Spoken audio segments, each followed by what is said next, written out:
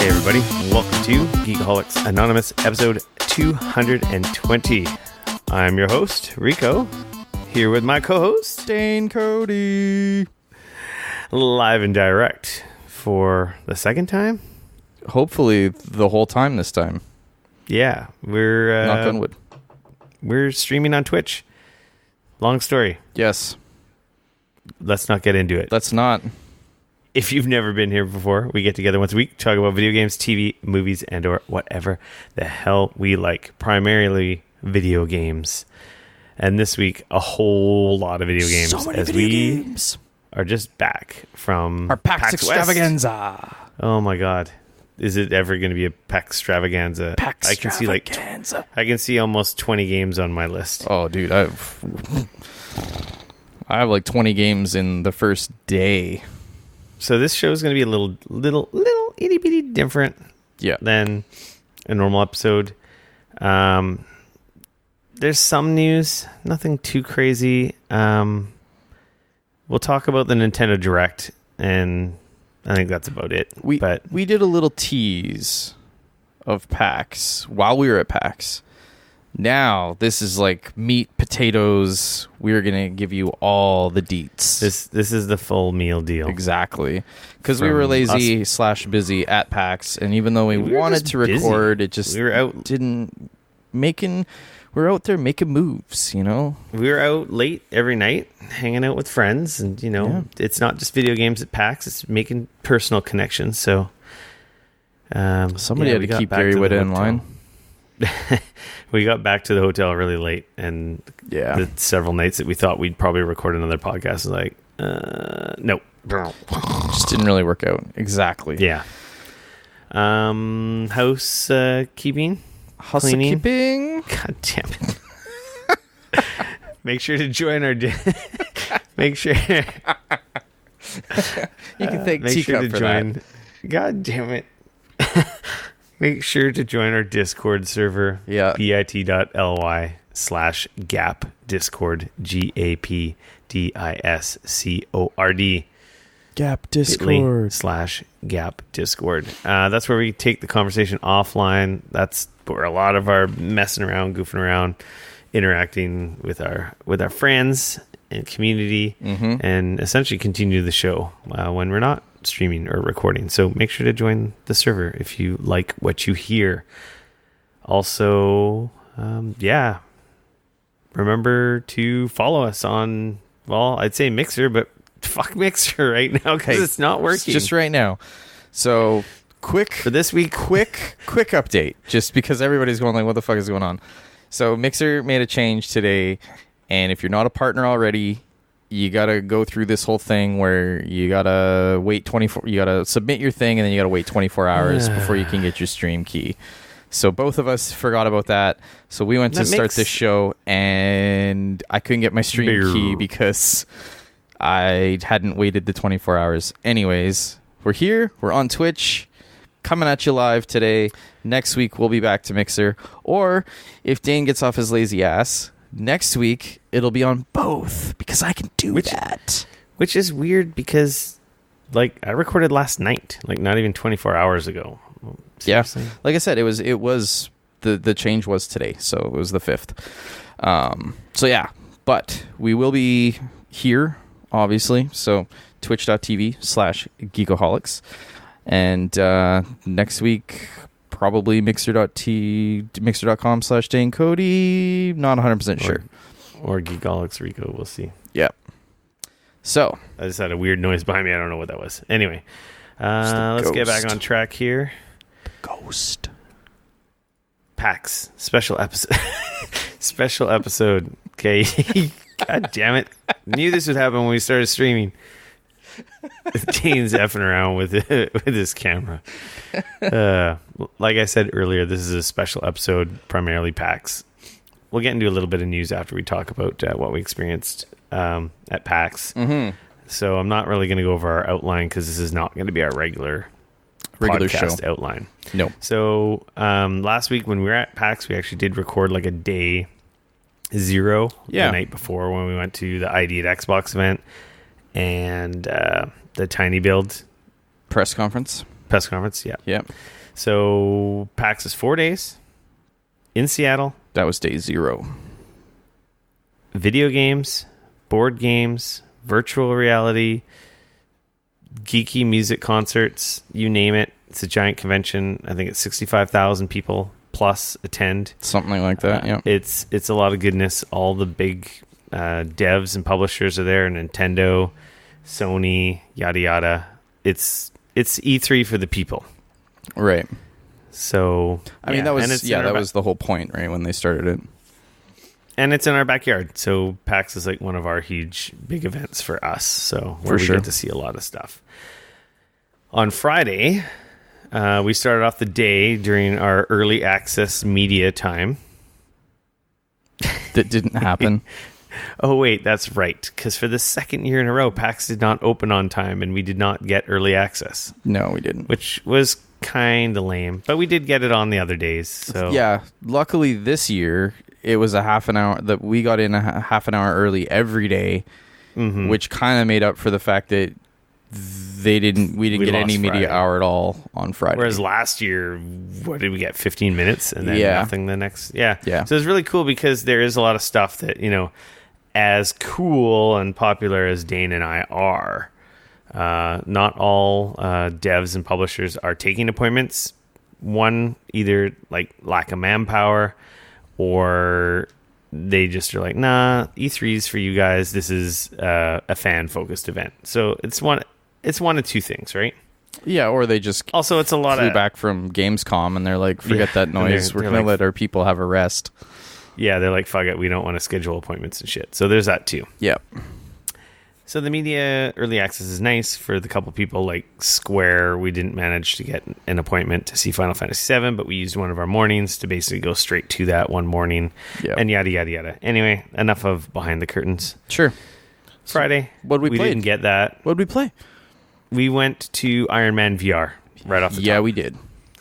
Because I wanted to play it once I knew it was there and figured that was going to have lots of lineups. And yeah, I wanted to see it because it sounded cool. Totally. Who doesn't want to be Iron Man?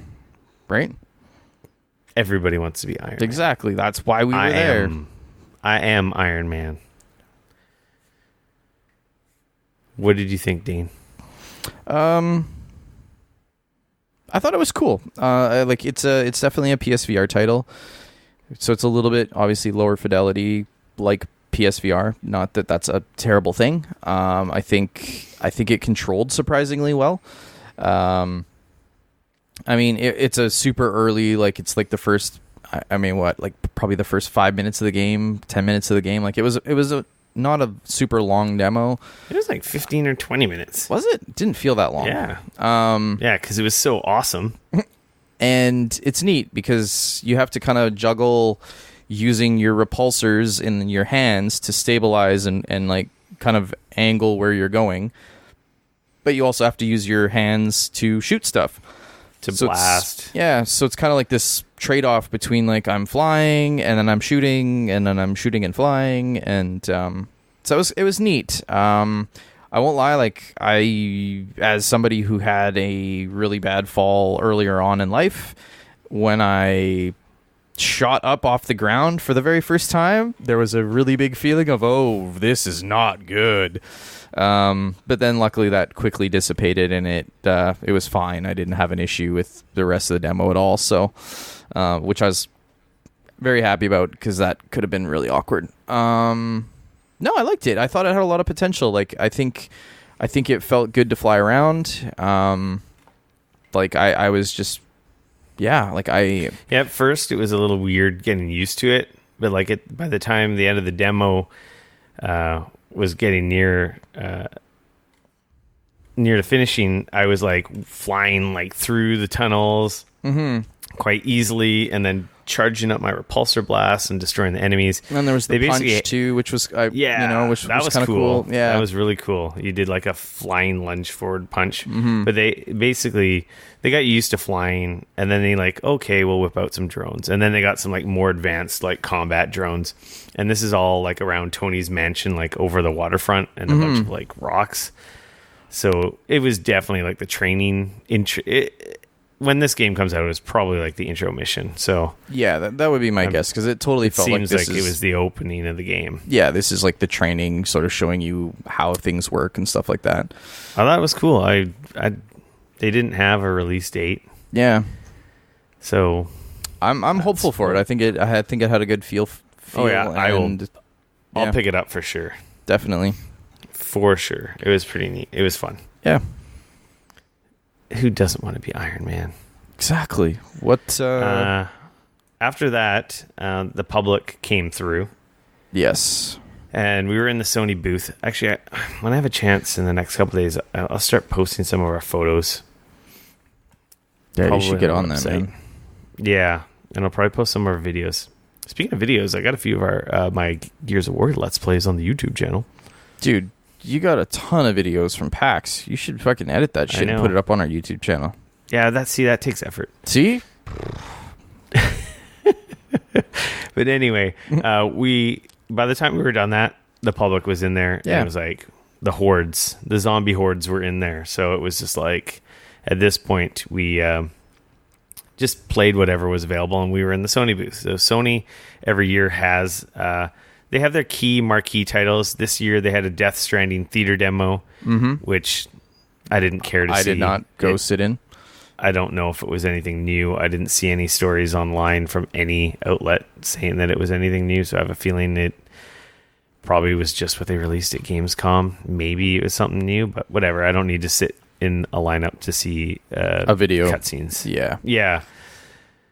And then they had Dreams, MediEvil, a bunch of the like third party like stuff coming out this fall. Like you name it. Monster Hunter was there. So Rick, but what did you play?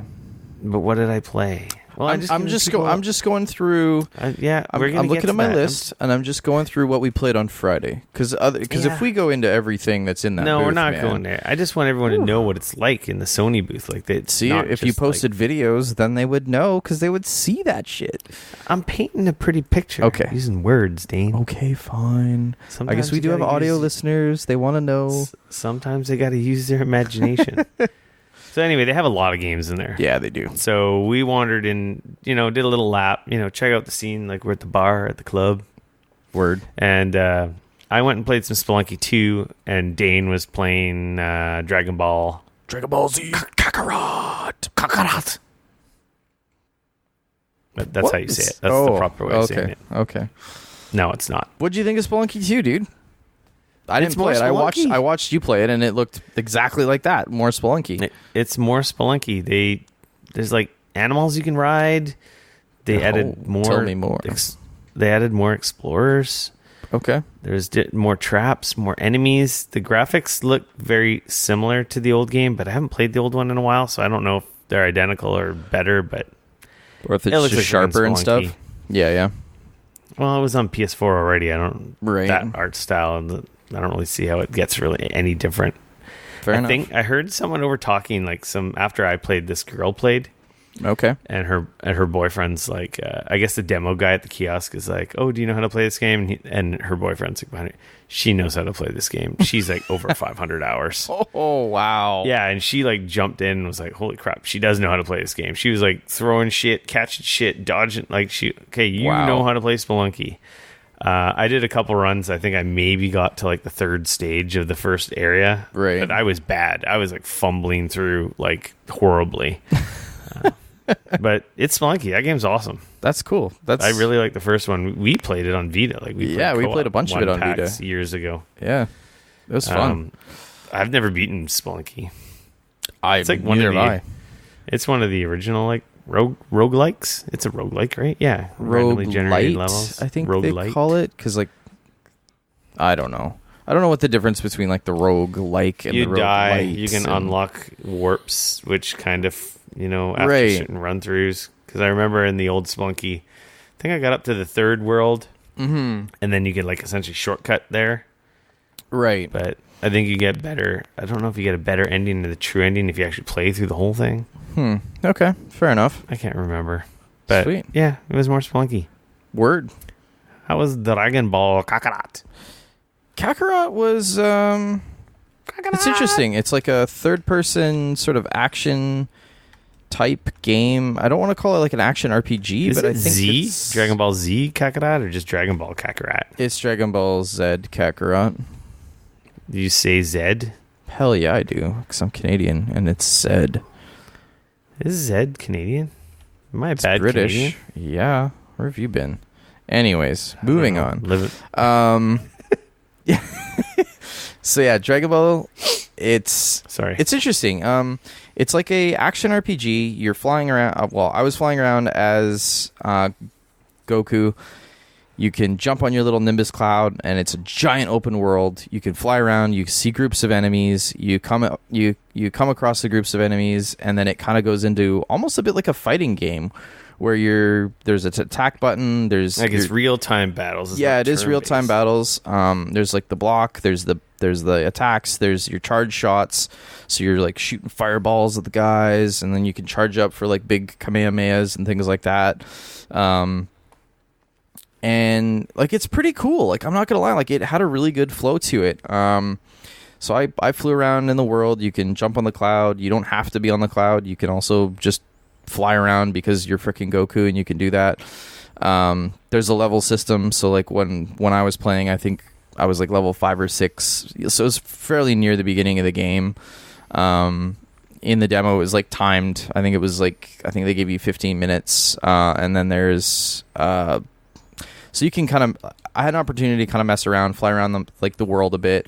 And then the guy was like, hey, if you want to see sort of like one of the boss battles and sort of how that all goes, head towards this icon. And then that's kind of where they had like one of the, if you've seen the anime, it was the Raditz fight where Raditz comes to Earth and he's got Gohan and you're fighting Raditz to try and get Gohan back. That was more or less the fight. So it looks like they're doing the story, which of course they've done dozens of times at this point in different games. But instead of it just being like a fighting game, it's like I said, it's like an action RPG. It's like semi-open world. Yeah, it's kind of wild. The only thing it looks cool. It looks really pretty, and it like I said, it plays fairly well. The only thing that kind of worried me was like even in my short time with it, I wondered like, is there going to be enough is there going to be enough things going on in this game to keep me interested, or is it going to become very repetitive and after 10 hours I'm going to be like, man, I feel like I'm doing just the same thing over and over again.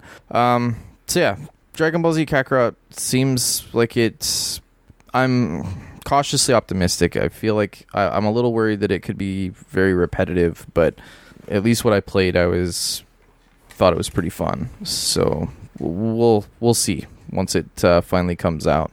And then from there, we wandered over to Stadia, where we actually had an appointment to answer all of your burning hot Stadia questions. Your steaming hot Stadia questions.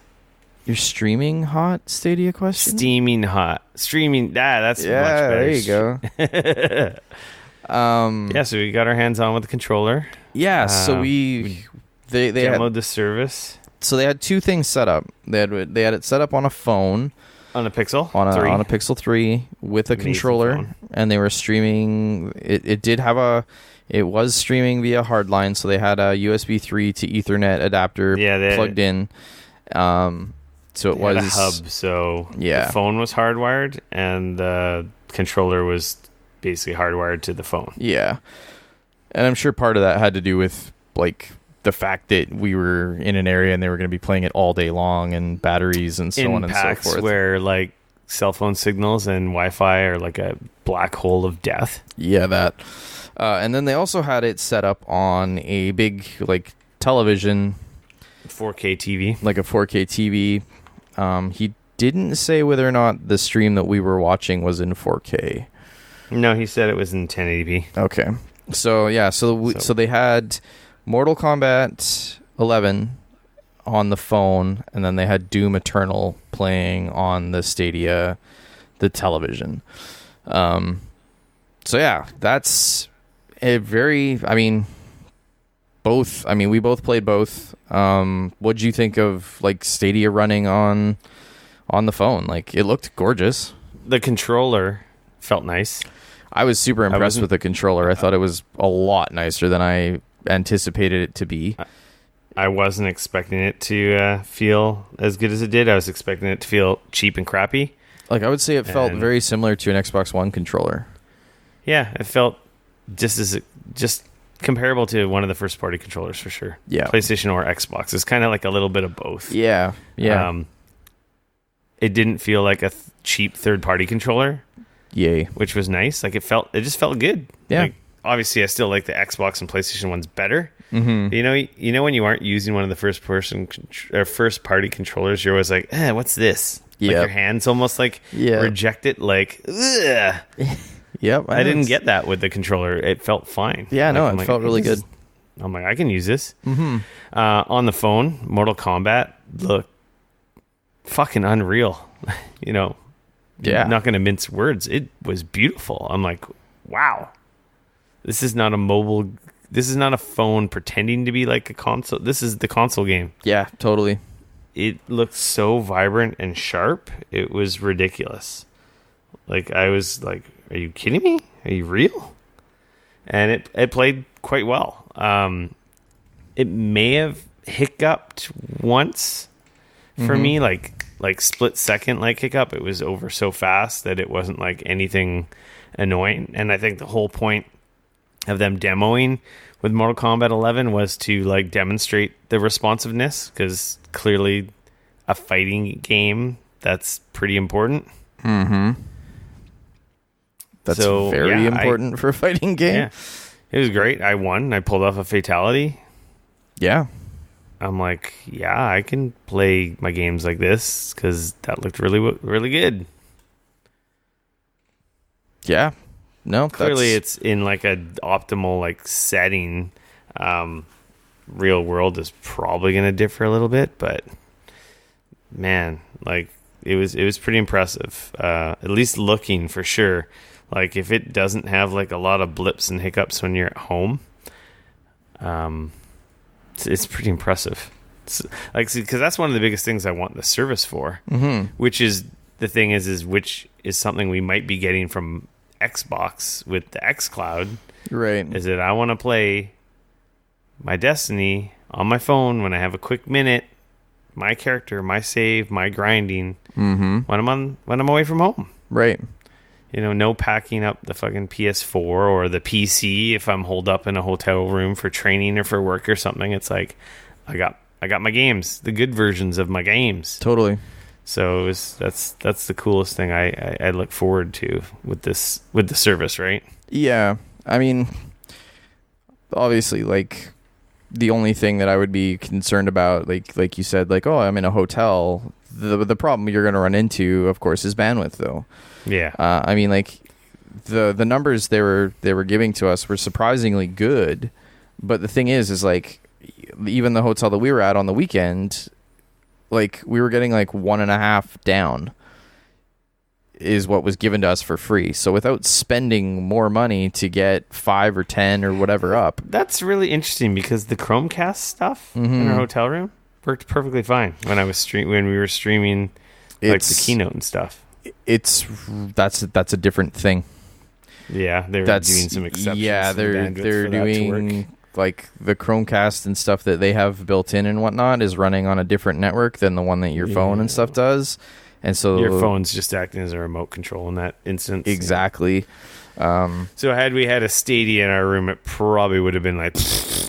It's possible. It's hard to say, right? But like my point is like that wasn't even a good fart. Yeah, no, it wasn't. But yeah, like the tech works. I mean, like that's kind of what I mean. I expected the tech to work. Like, after playing the NVIDIA Shield stuff, that was also my first time. Sorry, the GeForce Now. Like, I expected the Google stuff to work. Like that wasn't kind of where I was surprised. Like, what I was going for. Like, the big thing, obviously, that like we had was the questions, right? Like, so, and I mean, the answers to the questions are literally Google Stadia is a console unto itself, but instead of being under your TV, it's in the cloud.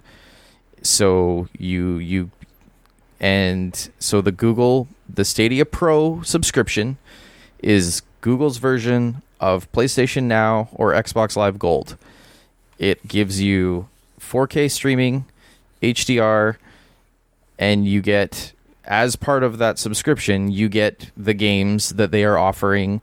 They didn't specifically say once a month, but they alluded that it will be similar to what the other guys are offering. Mm-hmm. And as long as you're a Stadia Pro member, those games will be on your account, just like if you were a PlayStation Plus member. The PlayStation Plus games are free to you every month, and they remain free to you so long as you have a PlayStation Plus subscription. Which brings us to the question of Destiny 2. Right. He said that Destiny 2 is part of that subscription. Exactly. So it is not like... Not like you get a copy of it. I mean, you do, so long as you're a Stadia Pro member. So long as you're subscribed. But you don't get a copy as if you bought it. Exactly. And can play it with the free membership after it expires. Exactly. So essentially, you want to play games on your Stadia. What was his name again? You purchase the games to play on your Stadia. Oh, sure. Will? No. I would have to pull his card out, and I do not have it in front of me. Oh, did he give you a card? I think so. Okay. I'll have to check. Get one.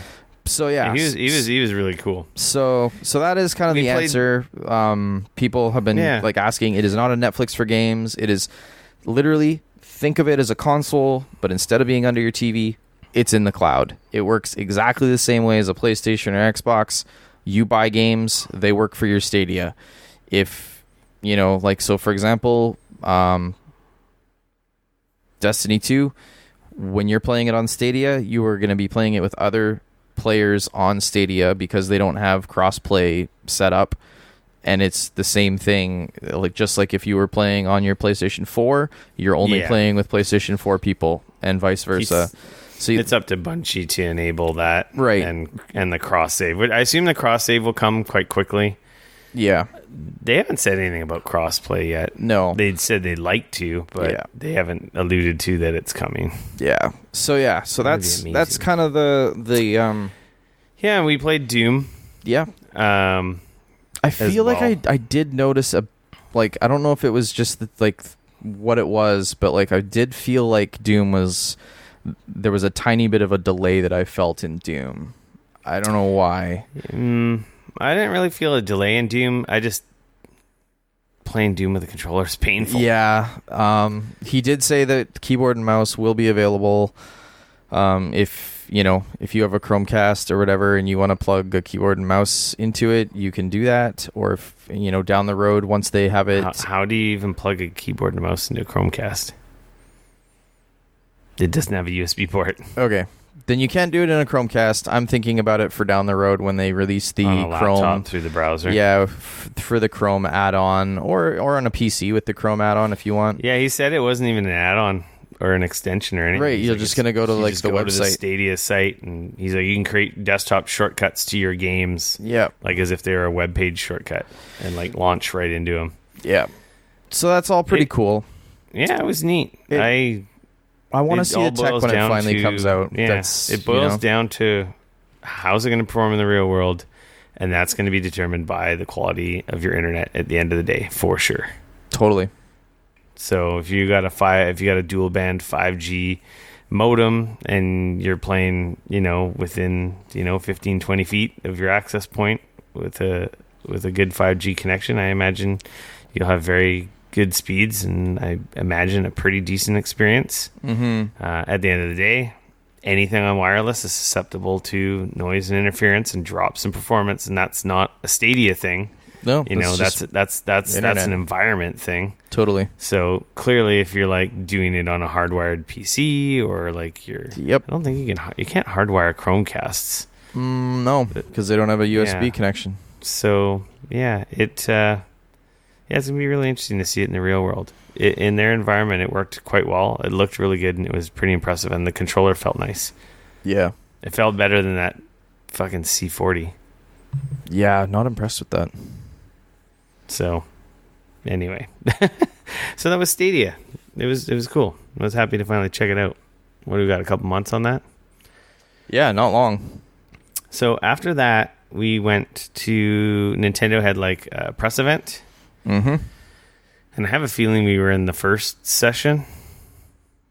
Yeah, fairly early, I think. It was early on Friday. Basically, they had a couple of the conference rooms upstairs set up with, a bunch of kiosks. So they just had a swath of media in there. Mm-hmm. And pretty much every kiosk was loaded up with the games they were demoing. Yep. Pokemon Sword and Shield is the exception. That was only available on one kiosk. Yep. Which was the first thing I ran to go play. But yes. They had Link's Awakening, Luigi's Mansion, Dragon Quest XI, Witcher 3. Yeah. They had Ori and the Blind Forest. Mm-hmm. What else did they have? I think that was it, dude. I was getting close to it all. I took a picture because they had all the release dates. Yeah, no, Pokemon Sword and Shield, Link's Awakening, Luigi's Mansion 3, Dragon Quest XI, and The Switcher. And Ori and the Blind Forest. Those were all of them. Mm-hmm. What do you think of Pokemon Sword and Shield? They let us play whatever we wanted, and I, of course, like I said, wanted to play Pokemon, so I ran to that. It was pretty sweet. It's a full-on Pokemon game. Yeah. They had us play the water gym. Yeah, I watched, so I was just getting a feel for like what it looked like as a bystander. You had a predetermined party. I can't remember all their names, but besides the 3 starters, they had the little corgi pup with the heart on his bum. Heck yeah. And that big mean-looking crow guy. Oh yeah, there's just like metal too, right? It's like a metal crow thingy. I don't think he was metal. Or was he rock? He was like, I swear he was metal. Anyways. I can't remember. Dang it. And then they had, was it the sheep? It was a sheep, wasn't it? Yep. Yeah. So they had the 3 starters and then those guys. And basically, the water gym was just like a little puzzle. Pretty classic Pokemon fighting other trainers. Right. Standard stuff. You can go into the menus. You can analyze the other creatures so you could see like their types. It didn't highlight weaknesses. But I don't know. She wouldn't allude to whether that was something in the full game. Some stuff was like not there, so it was clearly a demo. So she was like, "Oh, you just have to wait until the full game comes out." I'm like, "God damn it, just tell me." She wouldn't tell me. Right. Some puzzle solving, trainer battles, and then it, climaxed with the gym trainer battle. Right. Which in this game, she was saying that. What is it, the Galar region is where this game takes place. The Pokemon stadiums are like they're kind of like soccer stadiums. The battles are like huge battles, like really highlighted. They look cool. Unlike the other trainer battles where it's just a tiny one-on-one. It's like when we got to the final battle with the gym leader, we were in a big stadium, huge, like it was front wild, in front of a bunch of people, and then they had that. Man, I'm really bad. What do they call it when you got really big? I don't know. You could do it once per battle when you like super mega transform your Pokemon into the mega mode. Right. And I'm looking up the name here. Dynamax. Gigantamax? I don't know. They got really big. Yeah, Gigantamax, which allows your Pokemon to, get gigantic for 3 turns. Right. So it was a regular battle, and at some point she did that to her Pokemon, and then it's like, oh, rad. Now I'm fighting like a gigantic rock water Pokemon. And they are very powerful when they're supersized. Yeah, man. You had like one dude left, and like you wasted 3 guys on him or something like that. Yeah, he was like tearing through my guys. Like I actually thought you might lose that battle. Even though I had a weakness, I had Pokemon that were strong against him. He just still did tons of damage. Yeah. Until finally he turned back to normal, and I was able to finish him off with my with my last guy. But yeah, it was a 2. Did they only? No, they had 2 guys or 3 guys. I can't remember. But she kicked my ass. Yeah. Until I just beat her right down to the wire with my last Pokemon, and my, literally, if I had missed that attack, it would have been over. And just in time for the demo to be finished. Yeah, so it's cool. New it Pokemon. It's pretty graphics. I love the new Pokemon. It's a Pokemon game. I don't know what else more I can say about it. The Dynamax or Gigantamax or whatever the fuck you call it, according to the Wikipedia, is it's neat. It's it's like going Super Saiyan with your Pokemon for a couple turns, which really turned the battle in her favor because I was kicking her ass until that happened. I'm assuming that's like Super Saiyan, right? Yeah, that's what I was trying to say. When I go all like Wah! Crazy and super powerful, that's pretty much what she did with her Pokemon. And I'm super stoked. November. Word. We played some. We both played Link's Awakening. We did. I think we played both of us, I think, played almost all of these other games. Yeah, we checked everything out. Yeah. Maybe not necessarily at the same time, except for Luigi's Mansion, we played together. We did. We played some co-op Luigi's Mansion. So you were going to that? Luigi. I was Luigi. Yeah, let's get into Luigi's Mansion. So sure, we were in the new mansion. Do you remember the name for it? Man, if you were real good, we'd make notes of this stuff. I mean, hey, I wrote down the games I played. That's better than I have in past years. Trying to they showed it in the Nintendo Direct. I'll say that much. The new. It was one of the new levels because the whole game is new. So I mean, that's it's cool. Playing it with the second person was fun. One of you is Luigi, the other one is obviously Luigi. Luigi can squeeze through cracks, and it's down grates, cut through fences and walls. Mm-hmm. He kind of does that T2 Terminator. Yeah, totally. Yeah, it's goes through the wall. It's fun.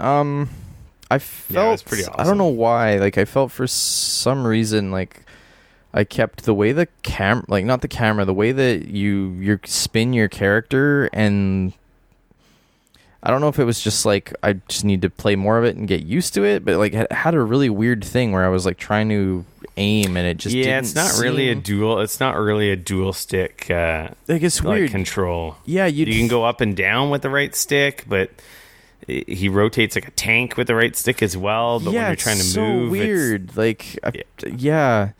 That part of it I was very what the fuck.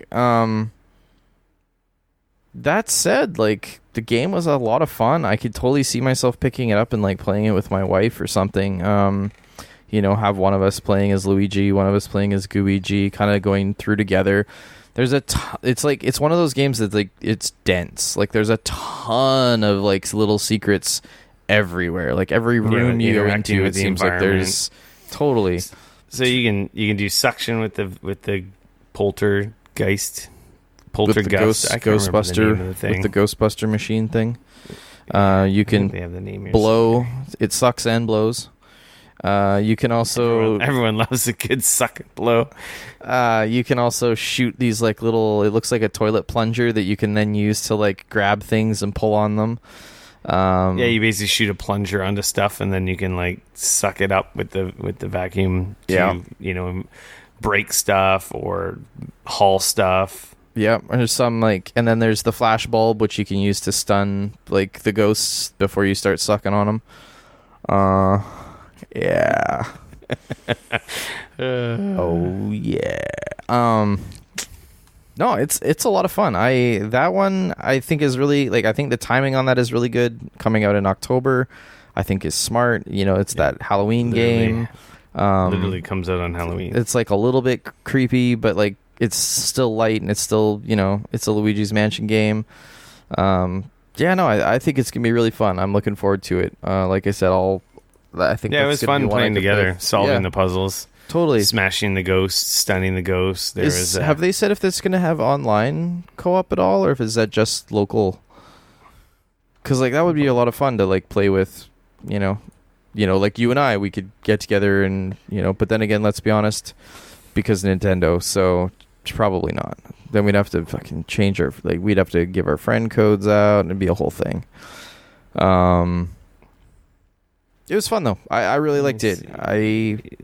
I think it's going to be a fun game. I know they announced a new 8-player on one system. Teams to compete. Yeah, there's no mention of online in the press release here. Interesting. I don't think they said it was online, which wouldn't surprise me. Yeah, no. We could be like I totally said, wrong. because Nintendo. We were playing couch co-op. Yeah, we were.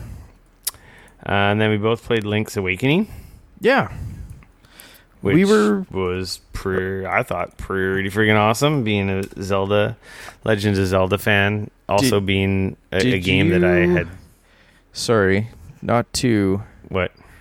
I was just remembering, there was some stuff that was embargoed. That was for Tuesday. Okay, I'm just making sure. Fine. Okay, because I realized afterwards that we played a few things that had embargoes, and I left those embargo papers in the hotel sitting on the thing, and afterwards I was like, shit.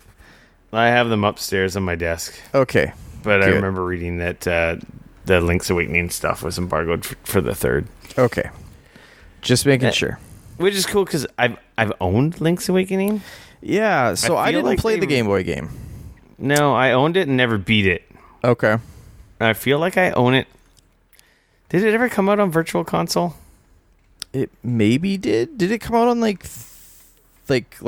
DS or something, or like Game Boy Advance or something like that? I feel like it came out on one of the Virtual Consoles on those systems. Yeah. Yeah.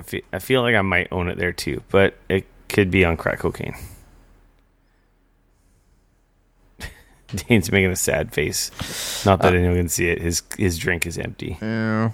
I might have to take a break and go get more. It's a throwback. It's a real the game looks beautiful. First of all, I just want to say that we were playing it in. I wasn't playing it in handheld mode. No, I was playing it docked on the TV with the Pro controller. Game looks really pretty. Ran pretty good.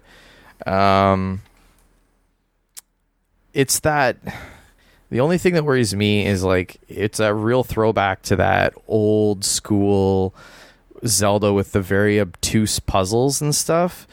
And the only thing I worry about is I was kind of surprised it was fairly difficult. Some of those puzzles, as somebody who didn't play the original, so it's not like I have that original to go in and be like, oh yeah, I remember this. Oh yeah, this is here and that's there, and blow that wall up and do this. So you know what I mean? I think that's something you would figure out, not being thrown to the wolves on that new dungeon after starting it from the start. Yeah, you're probably right. I don't think that's the first dungeon of the game, because there's quite a few mechanics in there. That was the 3rd dungeon.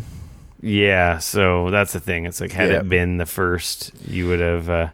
Had you gotten there organically playing the game, none of that stuff would have been so surprising or confusing, right? Yeah, you're probably right. I will say Nintendo has the best demos. Do you think so? They have because they have trained people at their kiosks who know how to play the game. They don't tell you what to do, but they know what you need to do if you get stuck or need help or whatnot. They're there, and it's you get to a point. It's what do I do? And they're like, oh, you need to go do this. Yeah. So it totally makes. I just find just having someone that knows what's going on, because sometimes you haven't played the game or you haven't played that series for years and you forget what you're doing. Mm-hmm. And when they know, it's instead of sitting there getting frustrated, wasting your whole time in your demo, and it's demo's done, and I had a shit experience because I got stuck because I didn't know what to do. Right. You kind of got a Nintendo hotline, this is very right true. next to you. Because so many demos where I don't know. I just work in the booth. Yeah. No, that's I don't know. I don't play these games. Yeah. I find, at least for PAX, I feel like that happens less, because most of the time at PAX, the people showing you the games are a lot of the time the people that are building the games or have built the games. Yeah, I don't know. I'm not isolating PAX or whatever. Yeah. That's the most annoying thing, when you don't know what to do and no one's there to help you. Totally. Can totally just sour your experience. So, yeah, I beat the dungeon. I beat the boss. Did you beat the boss? I don't think I did. Yeah, I got to the end. I beat the boss. I think I hit a point and I was like, okay, I see what this is. Like, I get a feel for it. Like, this is good. I mean, it's coming out on Switch. I'm probably gonna. Yeah, it's out in a couple weeks. Like literally, I think 2 weeks from now. Yeah, so like I'll probably pick it up. Yeah, by the time this goes out, it's out in 2 weeks. As with all the a handful of new amiibo. Right. Just had to throw the amiibo in there. Oh, I had to. Yeah. I played. So they had Dragon Quest XI there. Now I own this game on PS4. As do I. And there's a demo on the Switch actually right now too. So I threw up because the Switch version has the option. Up? Yes, I threw up. That's disgusting. I threw it up on the screen. the 2D version of the game actually. There's like there's a version of this which is like super old school, super not for me. Random encounters, like not my jam at all. But it's not there. NES graphics, but it's like Super Nintendo graphics. Yeah, it's like Super Nintendo graphics, but like with NES gameplay almost. Like it is like the first Dragon Quest style game. Like you see the character on the top. It's not even like Final Fantasy style where your character even like tries to go across the screen. It is literally, there's an enemy, you see your guys, you select what to do, and then all it is a number that changes off the enemy. Like it's incredible. Like I was really surprised actually. So, not my jam, because like I said, it would be cool for replayability. Yeah, maybe if you're totally like Dragon Quest XI is a huge game, though. I mean, 2D graphics. Do you really need another? It's so cool. No, you don't. I thought it was neat. As two of us who have never freaking even beat the 3D version of the game, never mind. Like, as someone who has beaten the original Dragon Warrior that got it back in the day with my copy of Nintendo Power. Right. It was a nice nostalgic road trip. Like, yeah. I'm like, that's fucking cool. No, that's fair. Even though it looks better than those old school games, right? Like, oh yeah. Like I said, I knew it's not for me, but it's cool that it's there. And then I played some of The Witcher on Switch. The Switcher. So The Switcher. They were not allowing us to dock it. They were only allowing us to play handheld. Which is weird, because docked it would look better, but then we would have been on the big screens, which would have made it look worse. Huh? Maybe performance still on the big screen, because it technically is like running at a higher resolution. So like that's the thing, like it runs not well, but it does run. It is clearly 30 frames and less in handheld mode. It looks muddy. It looks like a 540p version of The Witcher, which, I mean, if my feeling on this is if you have any other way to play The Witcher 3, then play it on anything else but the Switch. But if you haven't played The Witcher 3 and you only own a Switch, then at least this is available to you to play one of the best games ever made. It's a way to play The Witcher. Yeah. Like, and again, like, I don't know what this is going to look like when it comes out. Like, maybe it's a bit better on the big screen. Like, I don't know. Because like I said, they wouldn't let us, like, because that's the thing. When you dock it, it allows the processor to go into like full power mode, but it also has to push more pixels. So I don't know. Yeah. Anyways, Yeah, it played, and it played well enough, and it was like, wow, that's The Witcher on the Switch. So, like, But the area that they were showing was, like, near the very beginning of the game. Oh, it was the very start of the game. Right. So, my question, though, is if that runs as rough as it does, what is Novigrad going to run like? What is Skellige and some of these other areas that, like, even on my PC were like, we are going to crush your computer. Like, you know what I mean? Like, how is the Switch going to be able to handle that? Because, like, I've seen videos and stuff of, like, the PS4 and the PS4 Pro in Novigrad, like, grinding under, like, 30 and then some into the, like, low teens. Yeah. Is this thing going to be, like, a slideshow? Like, you know what I mean? Like, that's, of course, the question that I kind of have, right? But again, like, we'll find out more when we get closer to launch, I guess. So... Yeah. I didn't personally play Ori. No, I did watch. I did watch it. It looks like it's Ori. It's beautiful. I'm sure it seems to run pretty good. I'm sure there's a visual difference compared to, like, the Xbox version or the PC version, but, like, from watching it, it wasn't immediately discernible. It's like one of those things. It looks pretty damn good that you'd probably have to see it side by side to realize there was a difference. It looked really good, and it was super fluid and smooth. Yeah. So that was impressive. That looked like a really good port. Yeah. That game's fantastic. If you haven't played that game, the Switch version looks like a good version. So, yeah. That game's dope. I beat that game on Xbone when it came out, so I really partway through on PC. And then I think that was about it for me on Friday. We went to a panel that afternoon, and I think we just did some roaming around. I don't know if you played anything else on Friday. I played a bunch more stuff on Friday. You played a bunch more stuff on Friday. Yeah. I went and saw the Quake. I found that Quake RTX. Oh, yeah. It was the Quake, the Quake 2 RTX demo, which was the ray tracing, the Quake 2 ray tracing demo that they had in the EVGA booth. And I played a bunch of Quake 2 multiplayer and killed a bunch of fools because they were total noobs, which is pretty rad. Mm-hmm. Good to know that I still got it.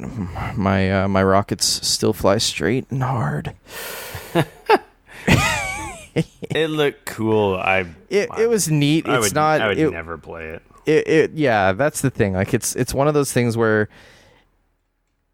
It was honestly, though, surprising how good adding ray tracing to a game that is that old, and how much, like, it kind of made it playable again, if you will. Like, that was the crazy thing to me. I was like, wow, like, this kind of looks like, this looks clean, and, like, obviously, you know, because it's so old, we're also playing it at, like, 4K or whatever it is, right? But the ray tracing effects, like, really looked good.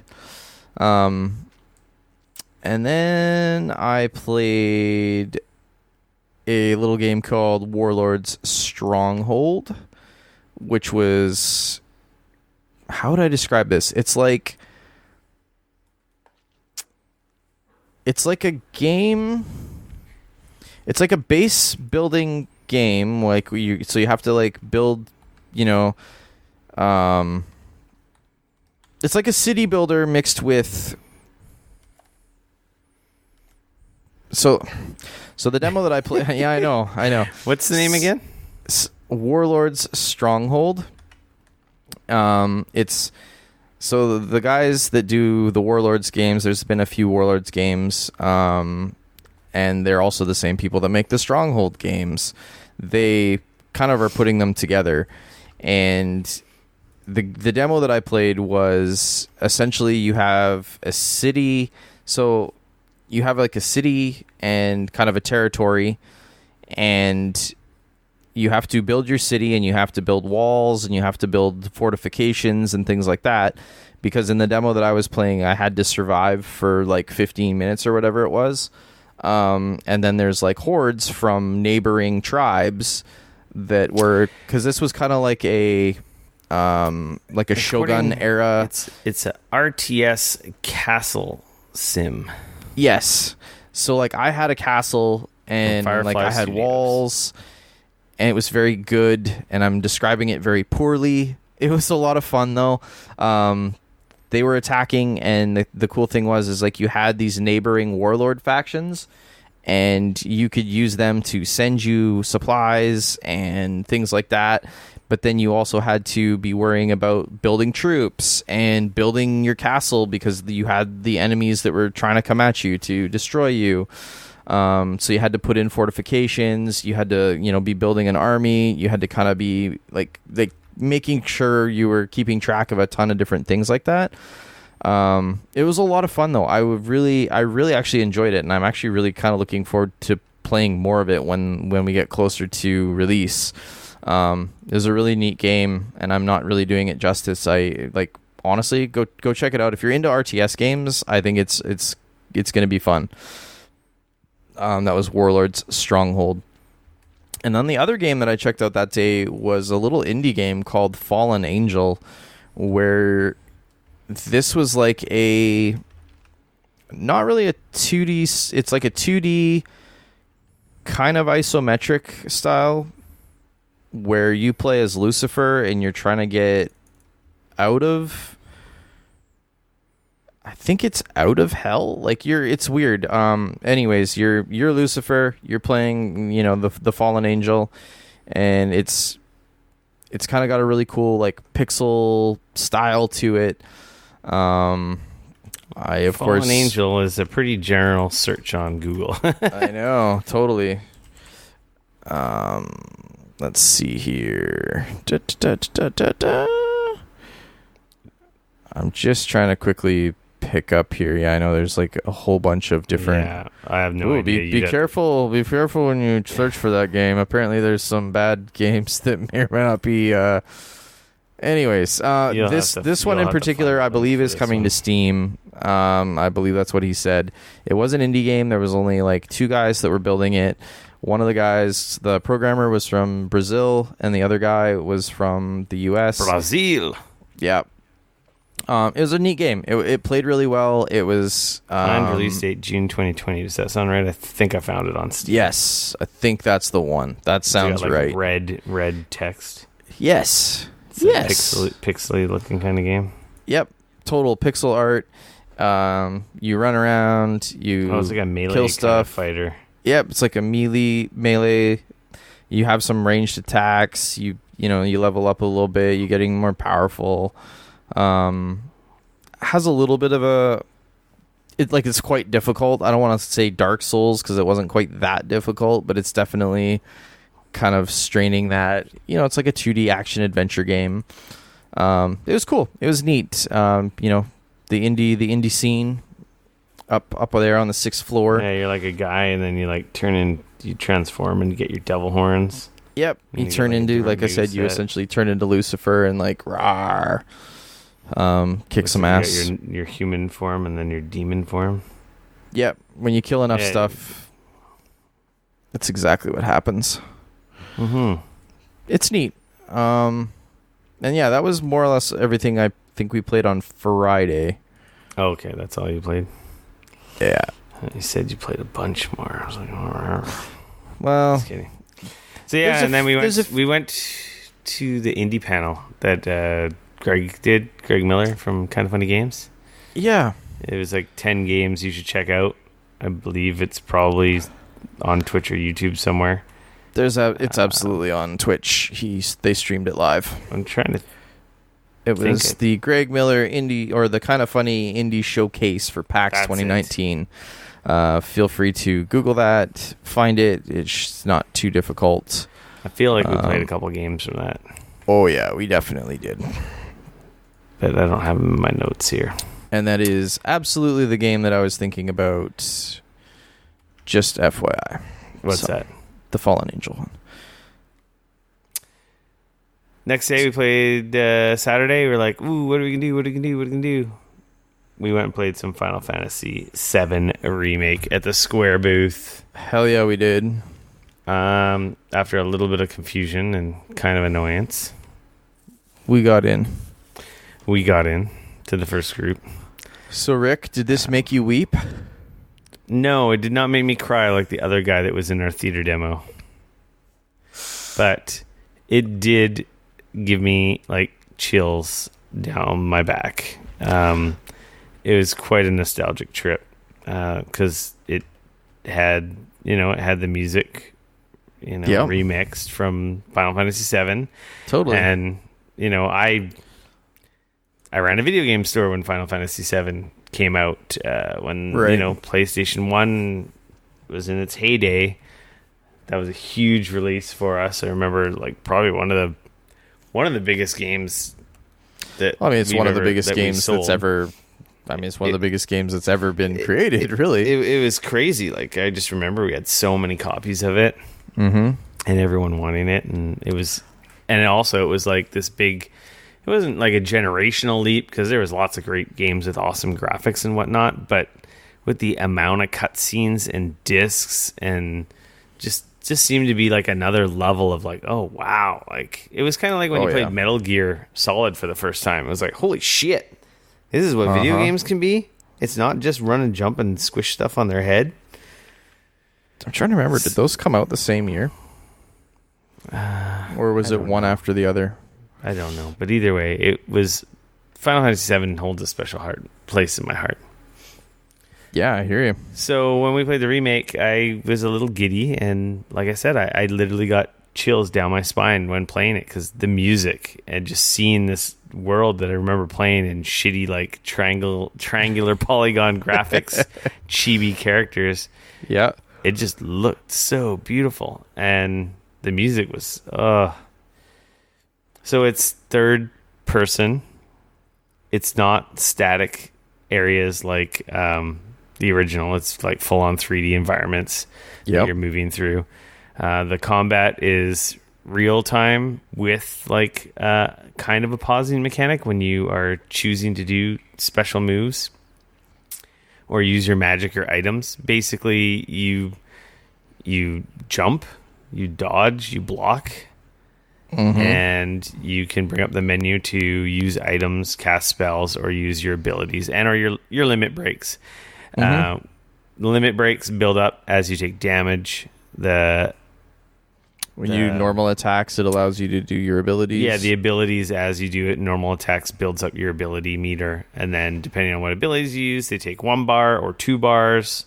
Yeah. You can swap with the D-pad between the characters in your party. In this demo, you had Cloud and Barrett. Yeah. And it was like like the beginning of the game, essentially. Yeah, right? it's literally the beginning. It's like the train station. He jumps off the train, and that's more or less where we started. And then it culminates with the boss in the Mako reactor chamber. Yeah, like a quite involved giant boss battle, multi-stage. That was cool, like multi-stage, multi-phases. Like, yeah. And meanwhile, this has to be the opening of the game because it was very tutorialized as well. Oh yeah. So I assume this is when eventually everyone gets their hands on this game. This is the open of the game. It looked fantastic. I liked the combat. I really liked the combat system. I feel like I liked it better than the one in Final Fantasy 15. Right. Though I can barely remember that combat system, but I heard some people saying it was very similar, but like they'd made some tweaks to it. I played Final Fantasy 15. Not tons, but a decent amount. And I felt, I don't know, I never felt like I was in control. I kind of felt like panicky and like I don't know what I'm doing, but I'm killing everything. Right. This was cool because you can, with the push of a button, you can switch between Cloud and Barrett. When you're not controlling one of them, the other character is still auto-attacking, still doing their thing. So, like, it's not like you're, they're just standing there like a lump on a log or anything like that. But you can, hit the down on the D-pad, hit up or down, and you'll just switch to the other character, which is cool. So, if you want, you can just kind of switch back and forth and do their abilities or do their limit breaks or whatever. That I thought was really good. It's a little bit of a shame it wasn't a little bit longer because I felt like just by the kind of the end of the demo, I was just really kind of getting the bit of the flow of the battle system. It's cool because it doesn't feel turn-based, but it doesn't feel real-time, if that makes sense. Like, because you're still waiting on some timers and stuff, but yet while you're waiting on that stuff to happen, like, you're controlling the character, and like you can hide behind cover. Like there was a situation with the Mako when he's like shooting the laser. If you're hiding behind cover, like you won't get hit. Things like that. Like it's really well done. I have really high hopes for that game.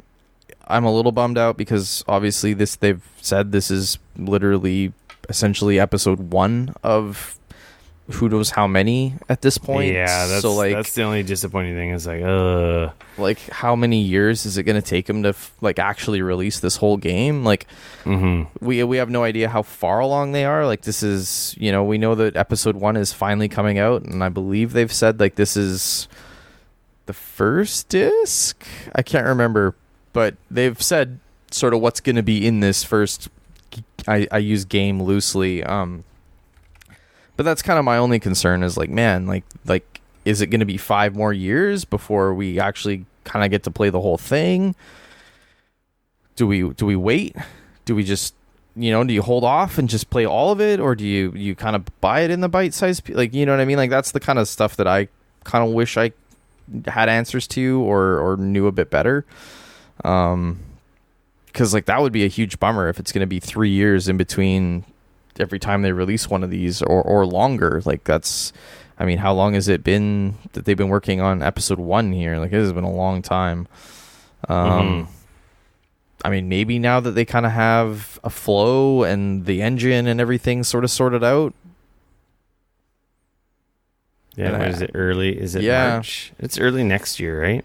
Yeah. So either way, but like that said, like I really enjoyed what I played of it.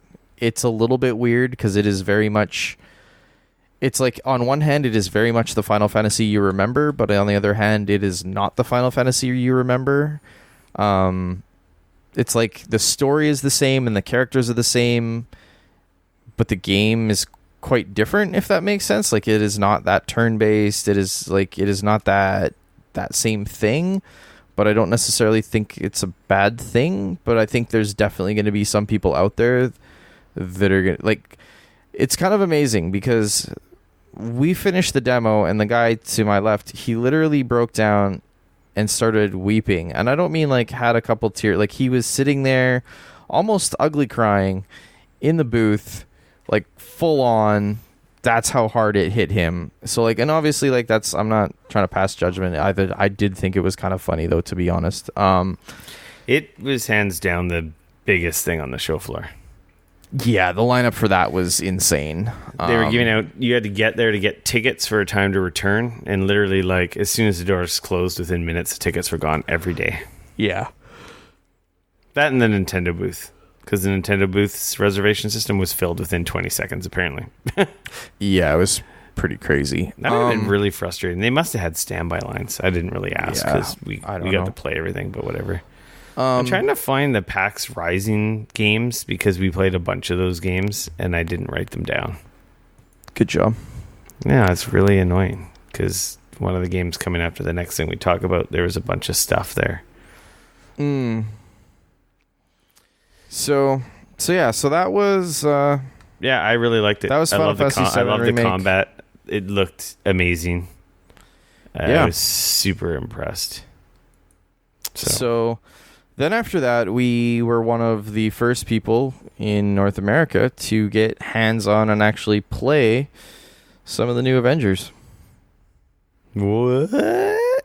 I know. And I'm just going to say, you heard it here right now. If you've listened to the podcast, you know that when I saw this... hates the Avengers.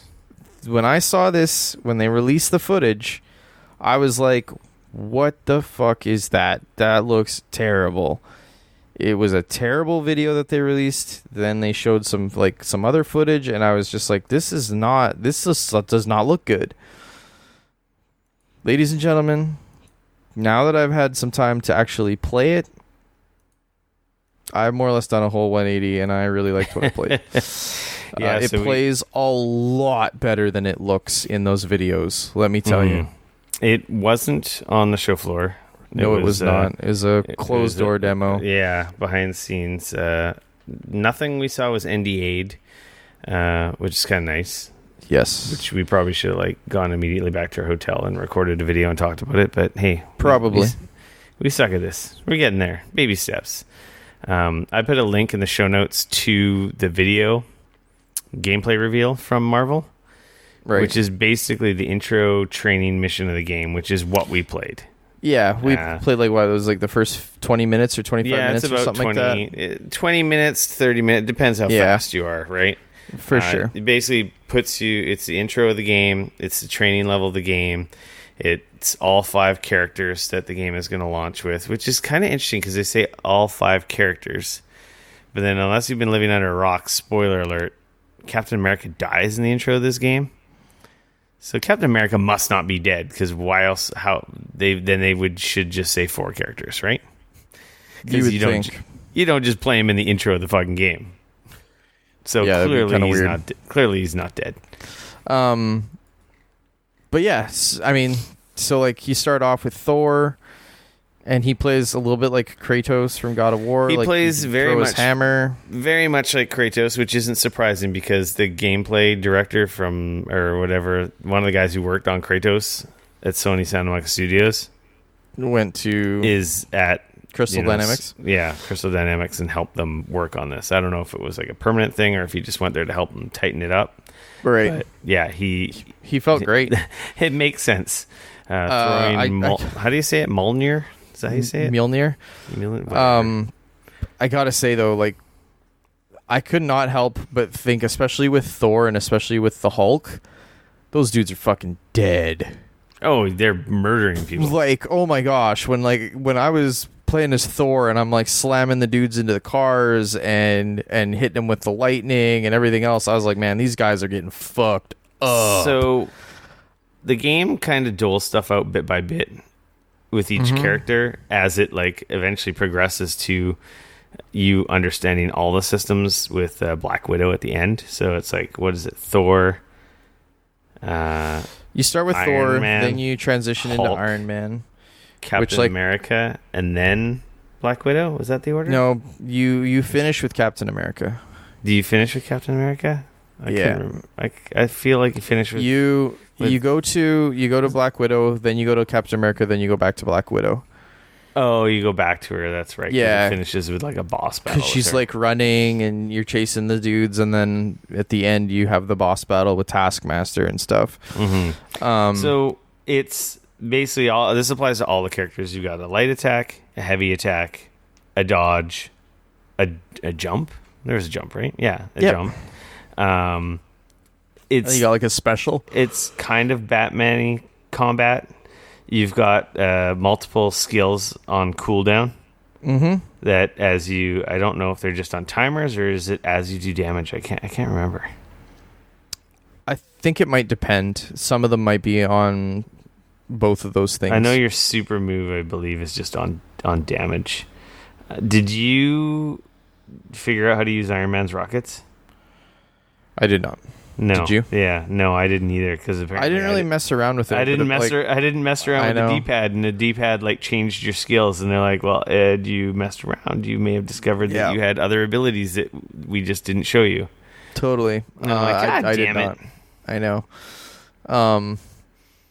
Yeah. No. It's funny actually. I didn't love how Captain America how Iron Man felt. To be honest, it was kind of weird. He was just you're shooting with the cannons and stuff, and he had his unibeam and stuff, and it was fine. And there was a flying section with him. Yeah, there's a sequence where you're flying and you hover over the battlefield with him.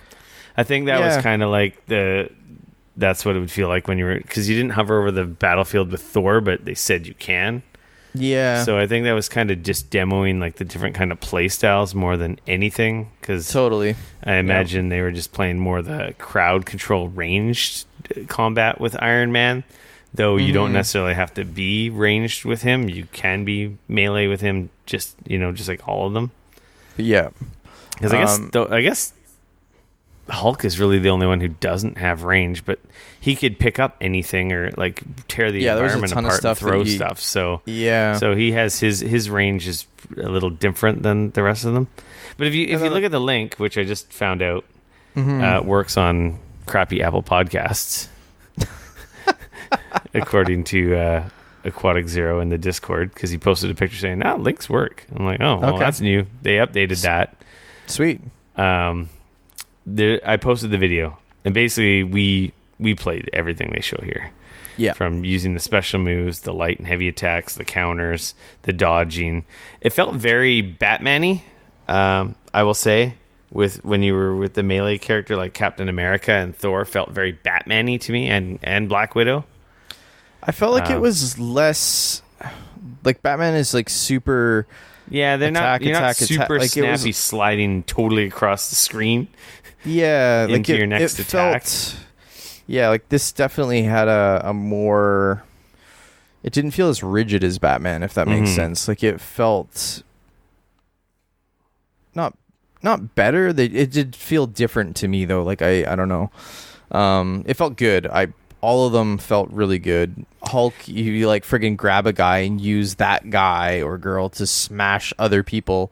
Yeah, and I was just Hulk thinking, like, you're literally using Hulk, like, you were using people like a club, and, like, that dude is messed up. Like, that guy is dead. Oh, yeah. Everyone, maybe with the exception of Captain America beating up people, most people were just Hulk and Thor, and everyone were just blatantly murdering people. And, I mean, Black Widow is just straight up shooting fools. Yeah, with her guns. So she's also killing people. Yeah. Whereas Captain America is nice knocking people out. Yeah. But you got your like abilities, skills, which by the sounds of it, you could change on the fly with the D-pad. They're assigned to your L1 and R1, and then you got your like super duper move that you do.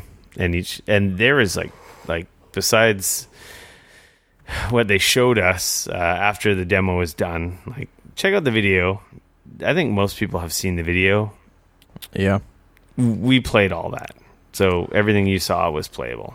Obviously, that video is quite cutscene heavy because they're very like action oriented. It's an intro mission, right? So it's got all the shit you can expect these missions are going to contain. And that's the thing. They went into systems after all this. Like they showed us like what the gear screen looks like. They showed us like the director, like the map. What they're screen. Working on right now. It'll most likely change. A lot of it's going to change. It's super early, but it's like the big premise of the game is you've got after this intro mission, you've got hero missions. Hero missions are the campaign, like crafted solo single player missions where you're playing, I assume one of the 5 characters specifically for that mission. You don't even have to assume. They literally said that. Yeah. So each one of the solo missions is going to be crafted for a particular hero. So that solo mission will be crafted for Iron Man, or that campaign will be crafted for Hulk. And then that way they can, obviously sort of build that level and that stuff for that particular character and the strengths and so on and so forth. Then there are what they were calling Warzone missions, which are the multiplayer. Those are multiplayer co-op. You can have one of each character in those missions. There's no 5 Thors running around. No. Or Hulk or vice versa. And so those are the missions that you would like meet up with your friends, do those missions. You get gear. Like, honestly, like it was kind of funny.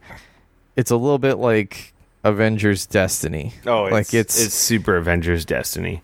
It's like they're doing like a ton of loot. There's different there was skills. Was there 4 or 5 equipment slots on Iron Man? They showed it on Iron Man. Yeah, so like I said though, it's so early. Like even they said like this could very well change. These are what we're messing with. They've got the token RPG like quality coloring systems, there's blue, a leveling green, system, so purple. you'll level up, as you continue through the game. There's going to be, gear. Yeah, there's a level and a power level. So very Destiny-esque, or like any, like Diablo's like that too. Like any modern RPG, it's a level and a gear score, power level, whatever they end up calling it. They also did mention that costumes are what's going to be the look of your character. They're cosmetic only. The gear doesn't alter your cosmetics, so exactly. It's not like Destiny where you look like a hodgepodge of fucking different gear from different armor sets. The characters, you just choose a look, whether you earn it unlocking it through gameplay in the game and the hero missions, and I assume the Warzone missions, or potentially currencies and materials. They didn't go into that, but costumes are unlockable. They did say that they will be like selling cosmetic costumes they'll be later on. Like there will definitely be buy. So that was all in there. They talked about because there's no loot boxes. No, I assume in that it's just costumes. I assume and there's no loot boxes, that you just straight up buy what costume you want. Which I hope so. If that's the way it is, that's perfectly I'm on fine. board. For Especially the fact that you can unlock a bunch in game. So they said there will be lots of costumes, and they also said that there will be adding more characters down the road. So they said that this particular, like the game that they are releasing next year, will have these 5 characters in it, and that will be that game. But they said down the road after that, they're planning to support this game they were talking for 4 years, possibly longer, they were talking long term though, and they were talking about they're going to be different characters that they're going to be releasing, which are going to have stories and missions and so on and so forth. So, and they said like they got some pretty cool stuff, and they think people will be pretty excited about they're it. Like, you're going to be pretty excited about the character reveals. So who knows? So it's five to start, more down the road. Gear, there's like tons of, like, from the gear screen, there was like 7 or 8 like looked like materials at the bottom of the screen, which I can't remember his name. He's like, "Oh, you caught that," and I'm like, "Of course I caught that. I play Destiny. Like, what the hell?" So that clearly has to do most likely with upgrades and crafting. Like, I don't know what else. But again, have so many other materials for. But again, who knows what they're going to keep and what they're going to get rid of by the time the game comes out, right? And then they showed the skill trees and the abilities. Yeah. And like for one character, there was tons of icons on the screen. So it's there. It looks like there's a lot of depth and customization to know, further tweak how you play with it. Everything, all signs pointed to this could be pretty awesome. Yes. And the feel of like what I played, I was a lot happier. Yeah, it's quite disappointing that they had such a bungled reveal. Yeah, because the game plays really good. Yeah, they should have revealed the game. This should have been the reveal at E3. Yeah, I am very excited now that I've actually had hands-on with it. It felt really good. It is pretty cool to get to play that. Yeah. Then after that, we went and saw Disintegration and Kerbal Space Program 2. Yeah. Kerbal Space Program 2 was just a theater demo. It was just or a theater demo, video. Which I assume is probably on... It's online. It's the video that they're showing online. Yeah, it's just basically, this is what we're hoping to do. Yep. We're making stuff more accessible, as well as adding so much adding more stuff, making stuff easier to customize, because we want people to see this game without having to be a rocket scientist. Yeah. But if you're a rocket scientist, don't worry, they got you covered. It looked pretty cool. I never played the first one. I didn't either. The first one, I think I own it on Humble Bundle. Probably. I've never played it. Maybe I can put it on the backlog and play it for a stream and probably look really stupid, because let's not lie, I'm kind of stupid. Oh, not to backtrack here, but I was just looking at my notes. Quick aside. Avengers is going to be having a beta on the PS4. So, FYI. So, Disintegration, though, this was an interesting one. It's from one of the newly formed co-creators. studio one of the co-creators of Halo. And how do you even describe this? You play as... It's like we played the multiplayer mode, which is... Does this game even have a single player? Yeah, they said there's a campaign. There's a full campaign, they said. So that's where I was kind of disappointed, because I don't like playing beta multiplayer games, because without any communication, which our team did not have any, we lost. And half the time I didn't feel like I knew what I was doing. Yeah. You're in a hover cycle above the battlefield, issuing commands to a squad. Yeah, you have a squad of like anywhere between 2 and 4, depending on the hover cycle that you have. And they have different abilities, each of the guys in your squad, that affect, the other squad members or the other hover bikes that are on the field. It was 4-on-4. It was like escort the payload multiplayer mode. Yeah, go to an area, grab a nuke, get it to the end of where it needs to go, kind of a thing. But you don't actually grab it. It's like your guys grab grunts. It. Yeah, you're fighting you're shooting the other squad guys on the ground, or you're engaging directly with the other hover bikes that the other players are controlling in the match. It looks cool. It controlled well, but yeah, I just in the multiplayer with no coordination and just kind of being thrown into it. Totally. Well, I don't think it makes for the best demo. But that being said, it looked good, controlled really well, and a story campaign with these mechanics I feel like would be pretty cool. Could be really neat. So I will hold my reservation on like being negative, because I'm not gonna lie, I didn't love the multiplayer, and that's more due to being thrown into the fray with little help, like there was no one really helping or guiding what I should be doing.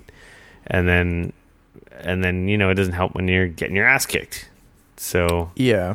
So I really want to wait until I get to play like the actual proper, like see the proper game at the single player mode. Yeah. It looked good and played well. But it was interesting. I didn't have the best first impression. And that's for me, it was one of these things that I feel like is going to come out, and there's going to be a group of people that are going to play this, and they're going to love it, and they're going to get really good at it. And it's kind of a new game mode. Like, it's a mashup. Yeah, but I feel like for a lot of people, they're going to try this, and it's not that it's going to be too complicated, but they're going to not know what, like, kind of like us, like, what the fuck is going on right now.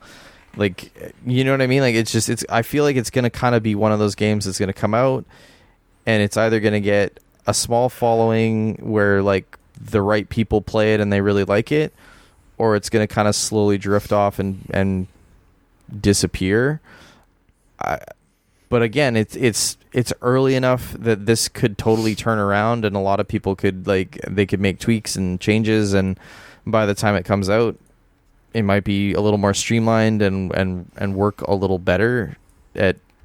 Because, like, the things that I kind of had complaints on were, like, I didn't know if I was getting hit sometimes. I didn't know if my guys were getting, like part of it was just the stuff on the screen. I didn't feel like did a great job of kind of telling me where I should be going and what I should be doing and stuff. Like, it was interesting. I'm, like you said, I'm reserving reservation myself. And unfortunately, from what I had played, didn't make me want to jump back in the line and play it again, though.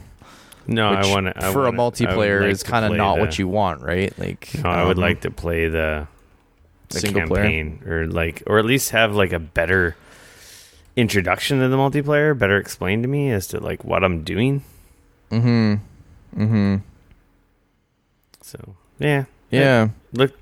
Looked good. Could be promising. We'll have to wait and see when it comes out. Yeah, no, or closer definitely. to release if they have demos or betas, like. Yeah, but he said there is like a full on campaign. Yeah. So I played a game called Forgone. in the indie. You and I both played this. That was the PAX Rising booth. Yes, this was one of the PAX Rising games. This was I'm trying kind to of find a the little list bit. of games because we were hovering around, just bouncing from one game to another in there. Yeah, I wrote the ones down that I actually played. And I think I was pretty exhausted, so I just forgot to write down notes at this point. Yeah, so Forgone was almost a little bit like. Was that the Metroidvania Dead Cells looking one? Totally. That's exactly what this one was. Yeah. Played really good. Looks really cool. It's got that kind of pixel art. Not a full pixel art, but it's like that, similar to Dead Cells. It looks like Dead Cells. Yeah. It looks like Dead Cells with a little bit more detail, honestly, like, and a little more color. And they even on their website, it's a Souls inspired action platformer. Like, it's, you know. Oh yeah, they're not. They said they're not like denying it. They're like, we love Dead Cells. Totally. It played really good. It's neat. Planned release is winter 2019, so you can check that out on Steam right now. Forgone, being made by Big Blue Bubble, which is kind of a fun thing to say. Yeah, there's like, it's totally a Metroidvania, Dead Cells, like Souls inspired. It's very difficult.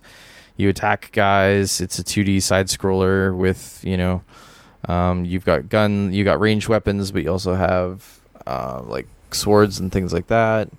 Yeah, you pick up guns or a bow and arrow. You pick up different guns, and like there's the stats when you pick them up. Same and stuff thing, like that. You know, it's got all the different quality levels. Very pretty. A lot more colorful than Dead Cells, that's for sure. I liked it. I liked it a lot, actually. No, I thought it was cool too. I was definitely out of... I love Dead Cells. Dead Cells is a roguelike. This isn't a roguelike, is it? I can't remember. I think he said it wasn't. I don't think so. No, because it's levels and everything. So,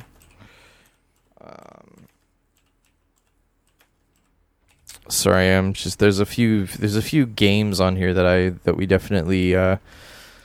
I checked out another game out of the indie booth, or it was in the indie mega booth, called The World Next Door, and it's this. I can't really talk about the story too much because I don't really know much about it, but the characters and the game is super unique. It's like you're playing as this girl with this mask, and you're in some sort of underground like thing, and you walk around, you pick up items and stuff, but then you end up in these like when you come across a room with an enemy in it, it turns into like this super unique puzzle game where like the enemies are shooting you or trying to attack you, but you can't attack them directly. You have to, so when you come into the room, there's like a whole bunch of glyphs that light up on the floor, and what you have to do is you have to run over to groups of glyphs. So there has to be 3 or more glyphs of the same color. And when you run over there, you can activate those glyphs. And depending on the color, so like, you know, obviously like red ones will do fire damage, yellow ones will do lightning damage, red ones will do, or blue ones will do like ice damage. And there's like status effects as well. So if you do like a blue one, it will slow the enemy. And if you do a green one, that will heal you. And there's also a purple one, which is like some sort of almost like void damage. So the idea, like I said, it's super unique. It's kind of hard to describe, but I definitely, like, if you're kind of like, I kind of want to pick this up. It looks really cool. The art style is really unique. The World Next Door is the name of the game. And it's like, and then you have this ability that you can run around. If there's no glyphs that kind of make sense, you can actually swap 2 glyphs as well. So you can run over to one glyph, hit the button, and then you can run to another one and hit the button, and they'll swap places. So this allows you to then build bigger blocks of glyphs. So, if you've got like 4, 5, 6, 7, glyphs all together, as long as they're touching, then you'll have a more powerful, essentially like a spell or whatever, right? Mm-hmm. It's really neat. I was really impressed with it. Like I said, it's kind of a hard thing. Like, I don't know how long it is. Like I said, it's an indie game. The art style is super neat. It was English subtitles. I don't know what language the actual game was in. I get the feeling that it was in like Portuguese or Spanish, or it was another Portuguese. It was something that wasn't English. But super unique, and like the art style is this like kind of really. I saw this when we walked by it a bunch, but I never ended up playing it. Oh, such a neat game to play! It kind of like a little hidden kind of gem. Like, it's just such a such a unique idea, and you have health and stuff like that. It's such a cool idea. And it's like like I said, I kind of want to play it just so that I kind of know a little bit more about the story, because it's like this girl and she's got like this funky mask on her face. It's available now. So yeah, and there's other like characters. It's almost like you have classmates or something, but there seems like there's some sort of a little bit of like the Persona thing where you can. Very expensive. It's like $10. There you go. Well, if there wasn't a bajillion other like awesome games coming out right on now. the Switch, I assume it's available. It's I played it on Steam, yeah. Switch. Yeah. Oh, so Windows, Mac, and I assume, well, it's clearly on the Switch because that's where I found it on the. Yeah, that was the one that he was showing at PAX, was the Switch version. So yeah, like I said, check it out. World Next Door. If it's up your alley, it was a super unique type of game. I've never really seen anything like it. So. Again, show notes for all these games. I'm putting the effort in, and I'm putting links in for all this stuff. Look at you go. And then we had an appointment to check out Creature in the Well. Creature in the what? Which totally forgot to put that in my notes. Yeah, that's why Dane took notes. Yeah, seriously. So this is really neat because it's been in the days.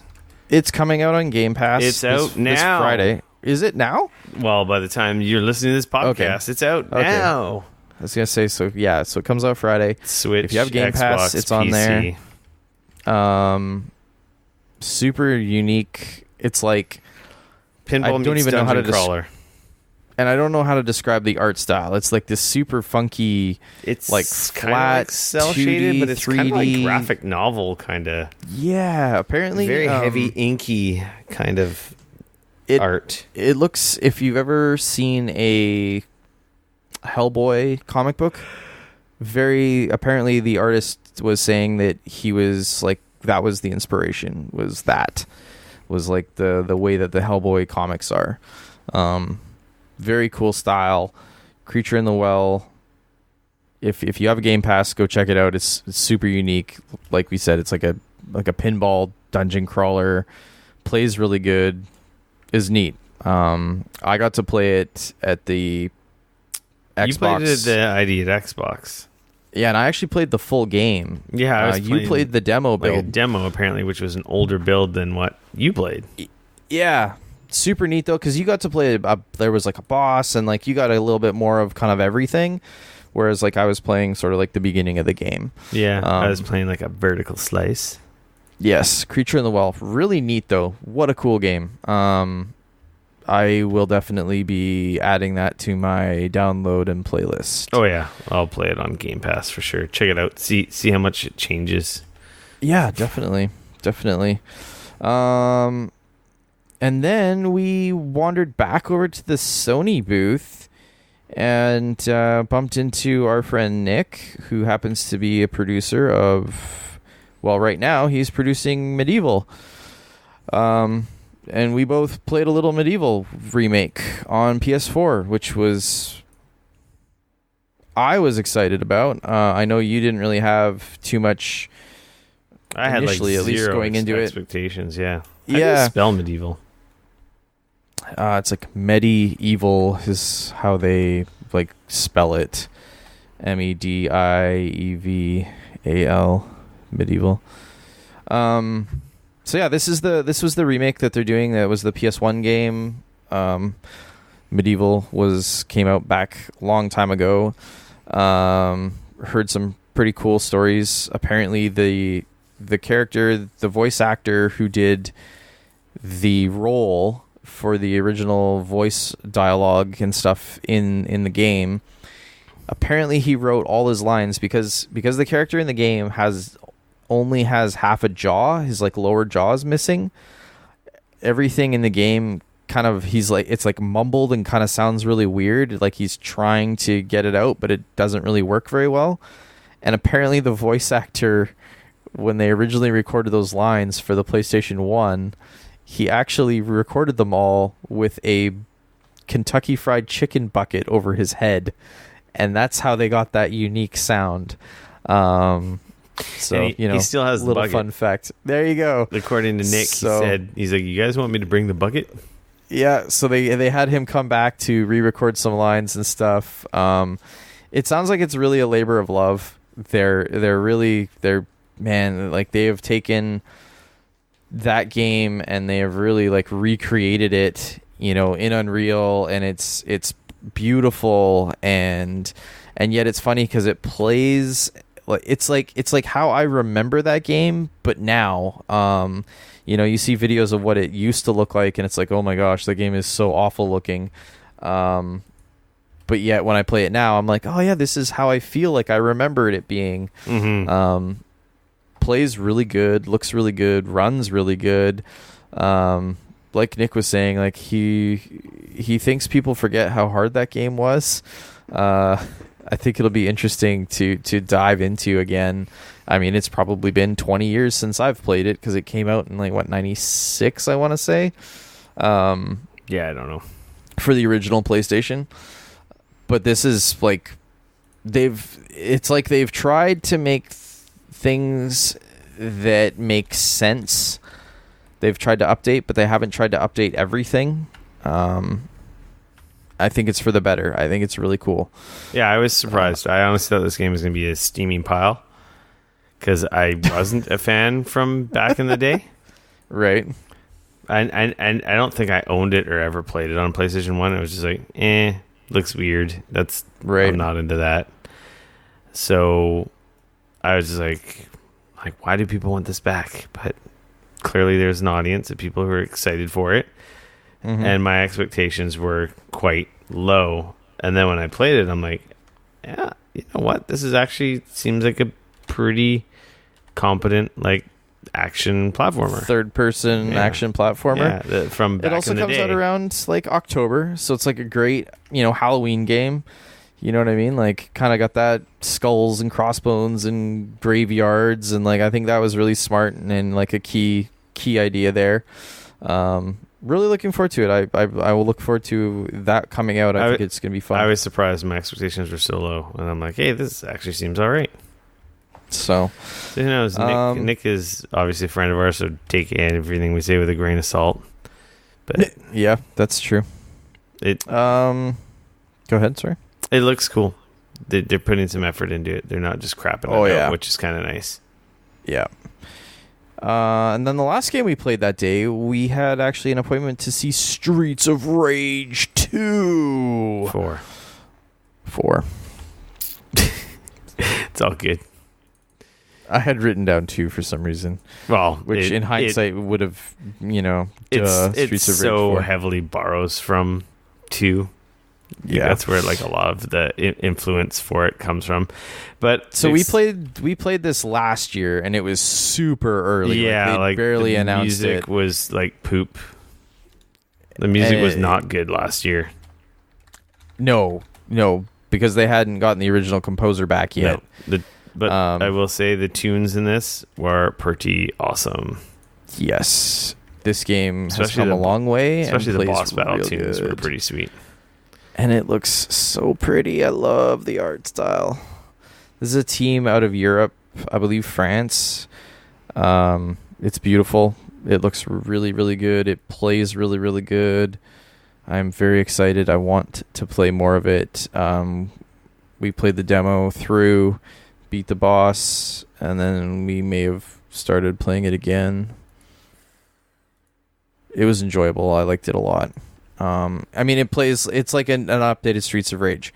I mean, back when I played the original Streets of Rage and Streets of Rage 2, this now, Streets of Rage 4, is what I thought video games were going to turn into.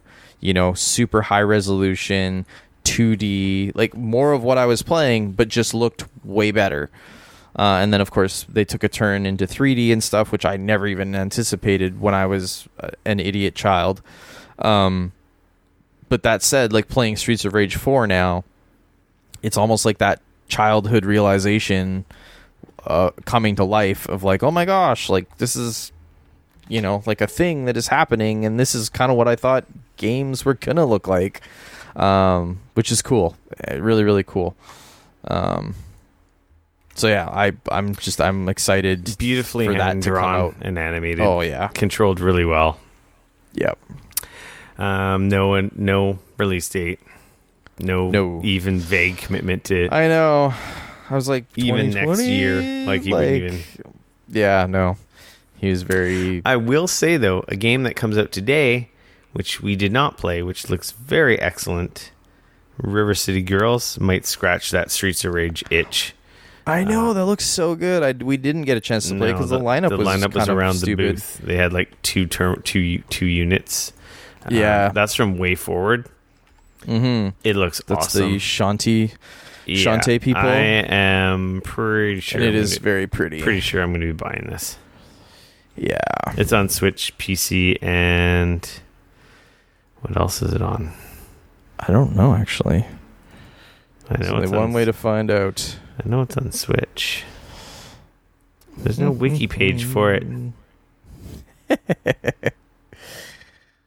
I hate it when they do that. Well, it's on Steam, so... Yeah, I know it's PC and Switch for sure. There you go. Looking. Okay. Rated by the ESRB, blah, blah, blah. Will be available PS4, digitally. Xbox One, and PC. I found it. Nintendo eShop, PlayStation Store, Xbox Live, Steam, GOG, and Humble Bundle for the price of $29.99 USD. They will be releasing a physical version from Limited Run Games. Price and release date to be determined. Although, as I understand it, that is next month for that. It's pretty.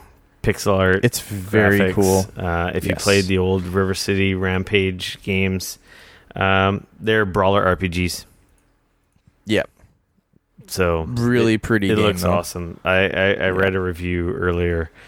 I can't remember what site it was. Maybe it was Nintendo Life, and they said it's the best beat 'em up since Scott Pilgrim.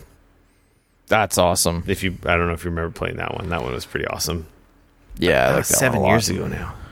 Whoa! It's from really? It's Arc System Works. So, right? Seriously. Wow. I don't know what I want to pick it up on. If I want to pick it up on Switch or if I want to pick it up on something else. I'll be playing it up on something else because I want the best looking version of that game. Well, it's all pixel art, so it's going to look identical. Oh, that's true. I guess Shantae does look really good on the Switch. Damn it.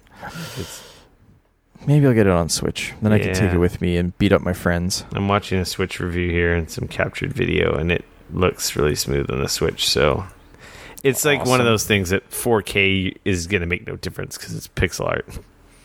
Yeah. And that was everything we played Saturday. Yes. Yeah. Which brings us to Sunday. You went and played Destiny. Oh, yeah, we played Destiny. Because you're an idiot. No. We're not going to talk about it here. I just played multiplayer map. Because you were just playing Crucible. It is multiplayer from... It's a map from Destiny 1. They had some of the new gear and weapons. It was... No, I said we weren't going to talk about it. We're going to talk about it real quick. No, come on. It's just multiplayer. It's Crucible. That's it. There you go. New map, new gear. Nothing too exciting. It was Destiny 2. Yeah. We got a cool Gambit coin. Yes, I got 2. Yes, you did. Because I went back in the lineup. Meanwhile, I played Predator Hunting Grounds on the PS4. It was there on the show. It was playable. So this is a 4 versus 1. I regret not playing. One player plays the Predator. 4 other players play sort of special forces commando dudes. I did not play as the Predator. I played as one of the commando guys. It reminded me, obviously, because it's a 4 versus 1. It reminded me a lot of Evolve. A lot of people are gonna instantly be like, "Ooh!" Everyone versus the monster. Yeah, I thought it was really neat. Like it sucks because it was on PS4 and I hated the mouse, or like the lack of mouse and keyboard for a first-person shooter. But like you can, you can play as one of the commandos. There's a couple different groups. There's like assault and there's a sniper class. But it's a lot more, you could have 4 assaulters if you want. It's a lot less like, this person, you need one of these and you need one of those, and like, you know what I mean? It's more like what kind of play style do you prefer? Like, so I played like the assault. It had like a machine gun and a shotgun. And the idea is like as the special forces team, you have a mission. So the idea is like, you're supposed to infiltrate, at least in the map that I was playing, you're supposed to infiltrate this like guerrilla war camp and blow up or like sabotage their radios and things like that. So there's like a series of things that you're supposed to do, kind of like a Left 4 Dead or something like that. Like the idea is like you go in, you do this thing, and then you exfiltrate. That is literally your mission, if you will. And then of course along the way though, the Predator is going to be trying to murder everybody. That's that sneaky Predator. Yeah, kind of like the movie, right? You're a team. You're supposed to go in and do this thing. Meanwhile, the Predator shows up and kind of fucks everything up. So there's NPCs. There's whole, like I said, there's like whole.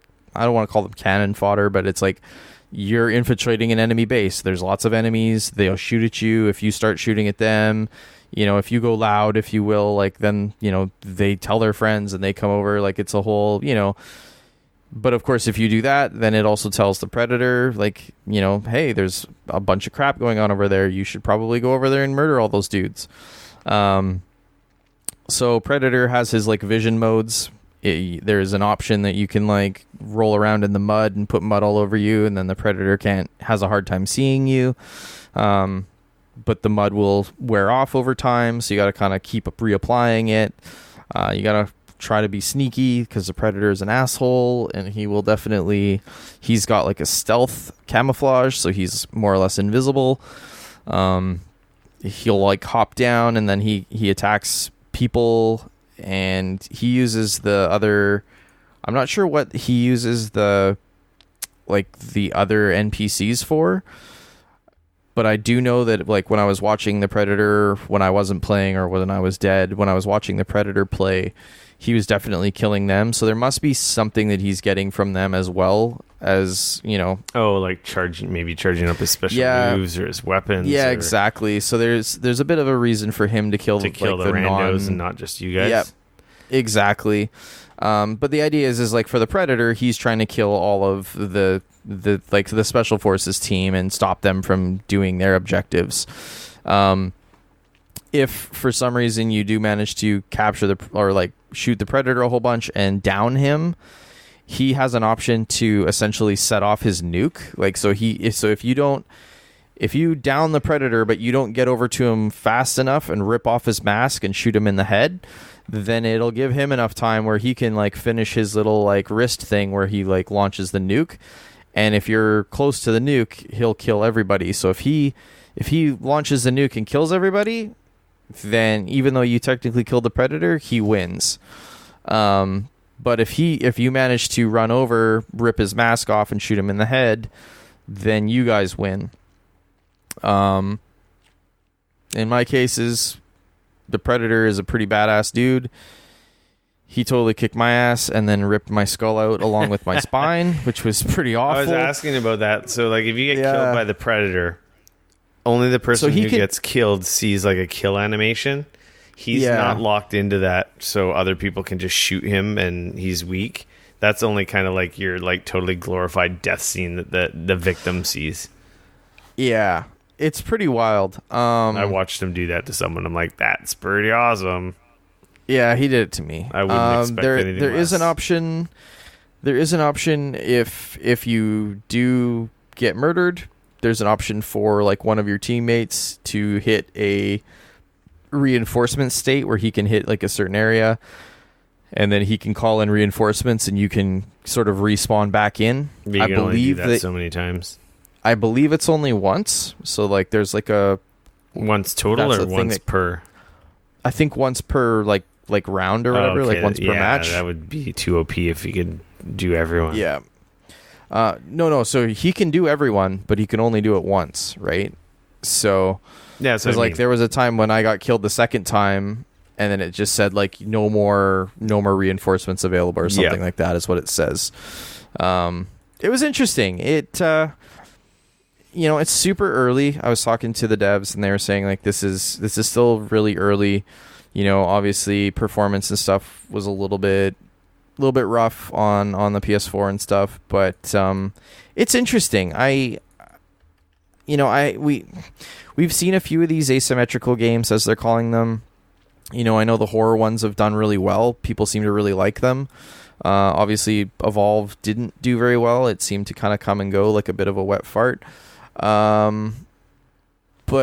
But I'll be curious to sort of see how this does. I feel like it has the potential, if there's a bit more, I think if there's like depth there and stuff, and like as long as everybody doesn't just always want to spawn in as the predator, or don't want to be the predator, you know what I mean? Like that's kind of always the challenge. I mean, I feel like that was the thing with Evolve, where it's like some people, all they wanted to be was the monster, and if they weren't the monster, they'd just leave.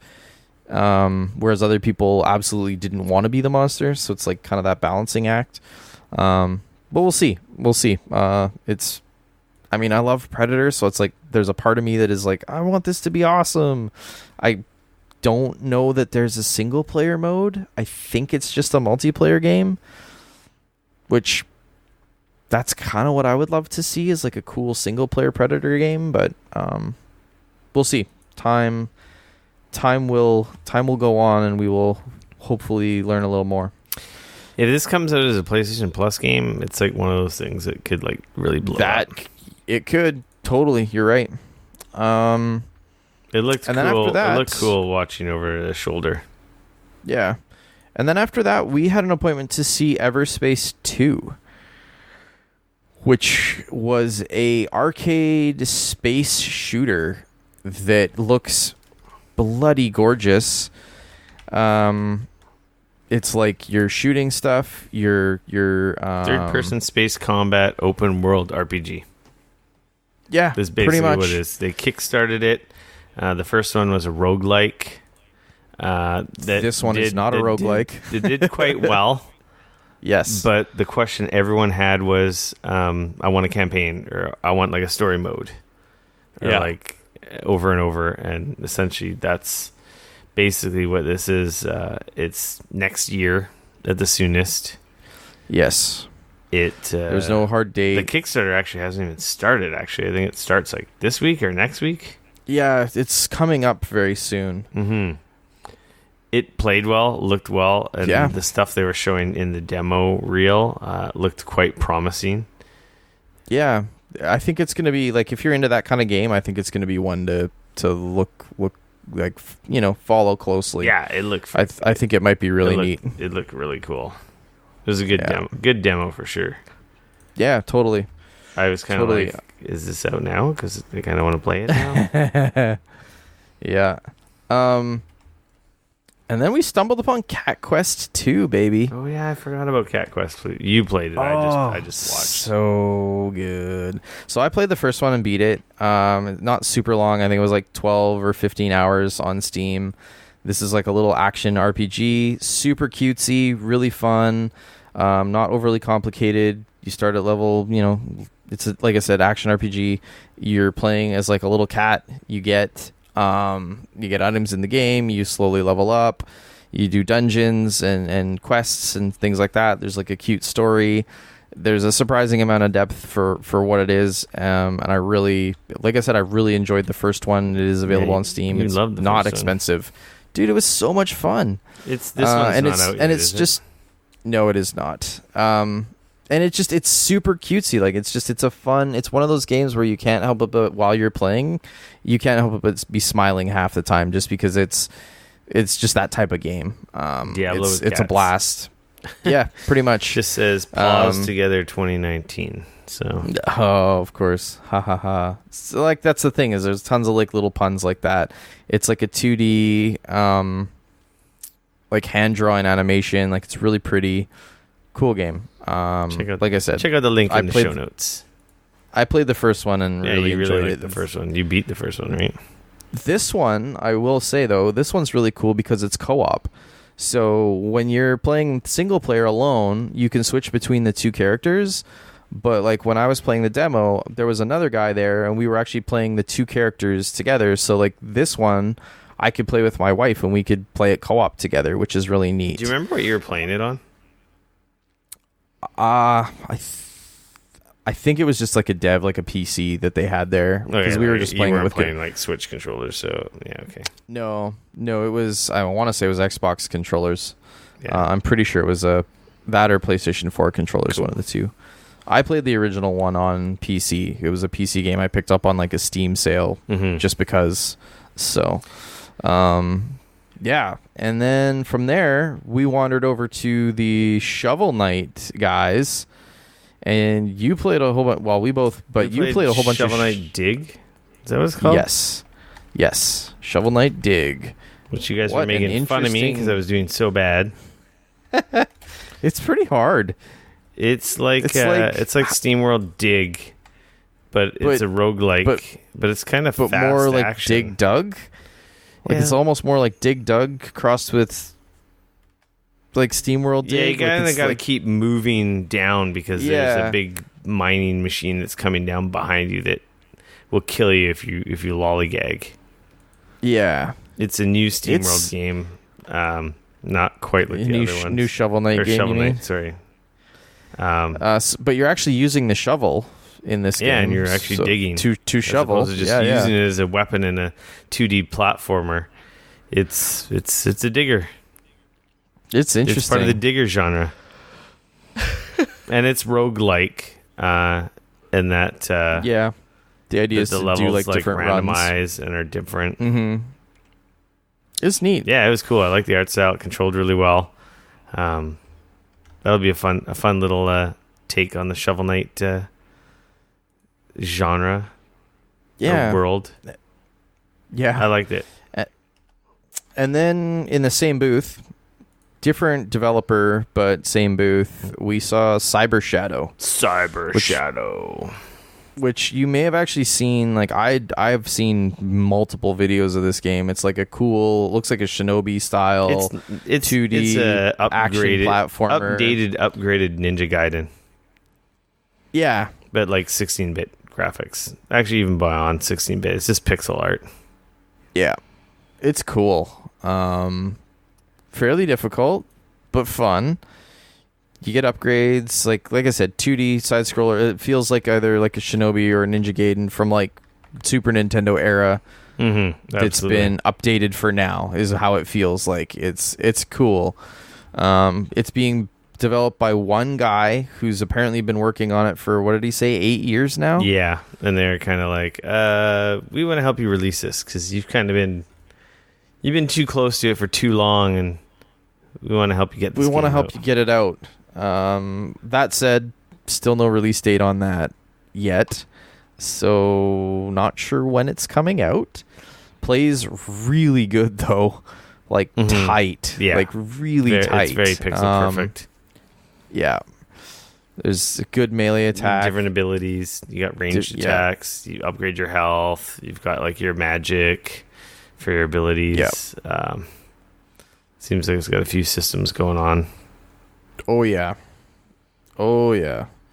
definitely. And it's like stage based, so it's not really. You said it's not like a Metroidvania or anything. It's stage based with secrets and bosses and so forth. pretty like.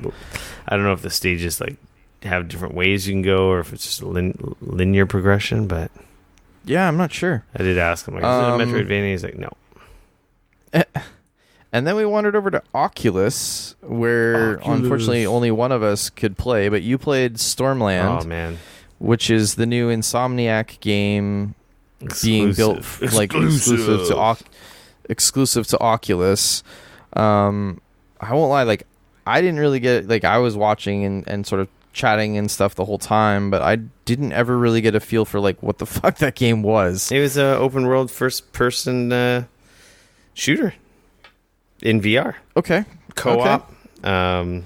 We were like we were looking for some beacons to find some keys to open some thingamajiggy, but we didn't get that far because it's huge.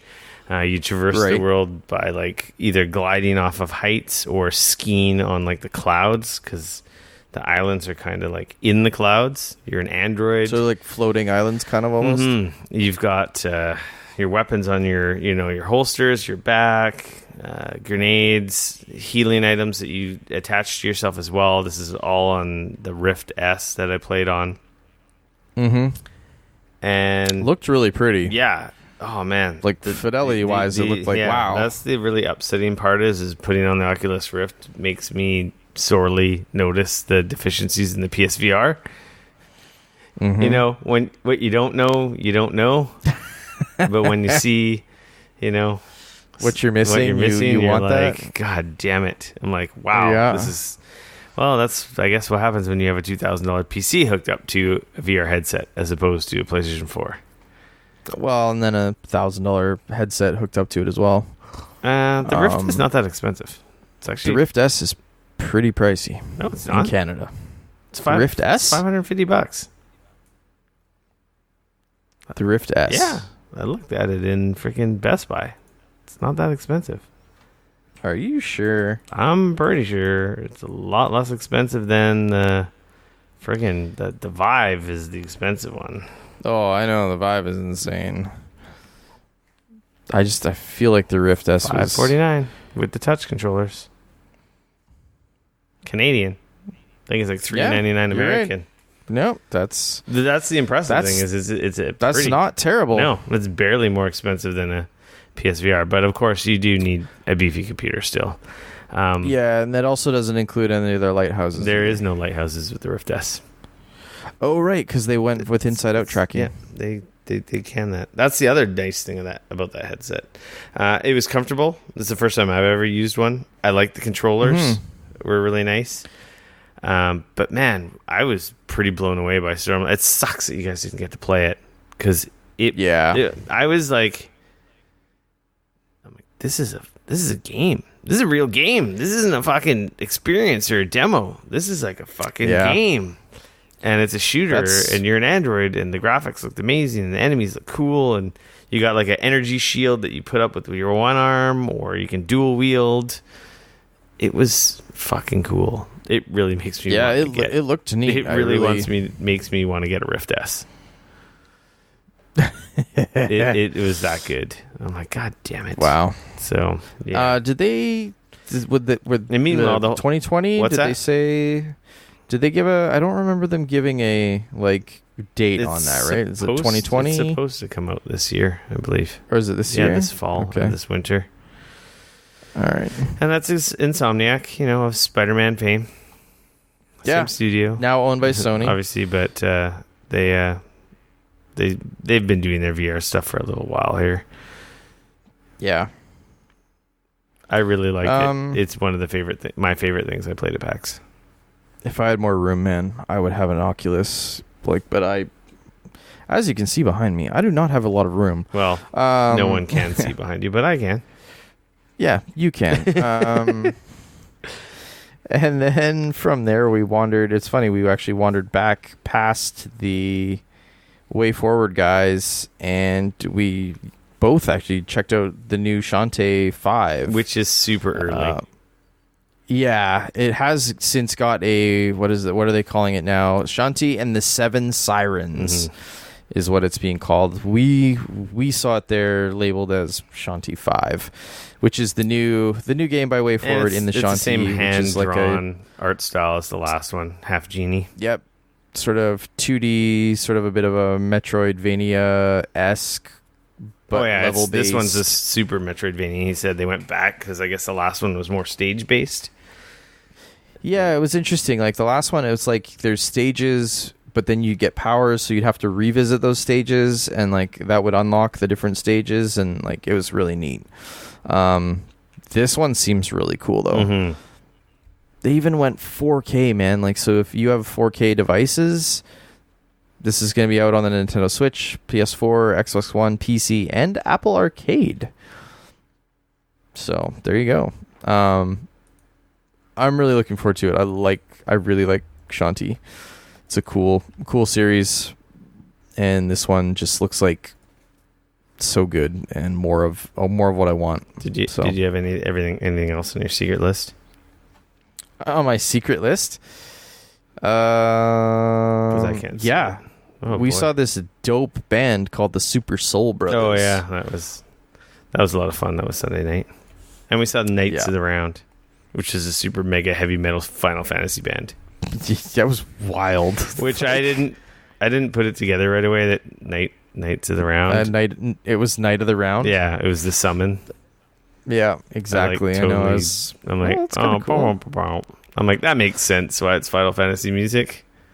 Yeah, Super Soul Brothers was cool though. It was awesome. Like this like jazz version of like all the popular sort of like playing on the show floor tunes every day, taking requests. Yeah, it was cool. They were really neat. I saw them at E3. Not obviously I didn't go this year, but last year they were at E3 and they had a booth there. Same thing where they were just playing music the entire time. Yeah. And that was the end of that day. I don't have anything else on my secret list. Neither do I. You can see everything on my list here. Yes. So and then on Monday we were wrapping up. It's our last day. We didn't even stay for the whole day because having to drive and the border. So we it's actually kind of a good thing that we didn't. It worked out well. Yeah. So crossing the border and all that. We using our immediate time, we went and played Borderlands 3. We did. It's more Borderlands. I want to say right now that them only offering that game to play with a controller was real shitty. Yeah, I would have liked to use a keyboard and mouse, but whatever. It's more Borderlands. It's got the humor, the tone, the weapons. It's more Borderlands. Like, yes, if you are not a Borderlands fan, there is nothing, from what I can tell, there's nothing in this that is going to change your mind. No. And in fact, if you were kind of middling about Borderlands, there's not so far anything that I can see that would change your mind. Yeah, I liked it. I love Borderlands 2. We put a lot I feel like the gunplay, man, like the guns, they don't feel like they have any impact. Like, it definitely doesn't. And maybe I just been playing a lot of Destiny. It definitely doesn't like, feel as good as Destiny. It's like I was shooting a dude in the head with a sniper rifle, and it's heavy on the RPG and numbers flying off enemies. Yeah. At the expense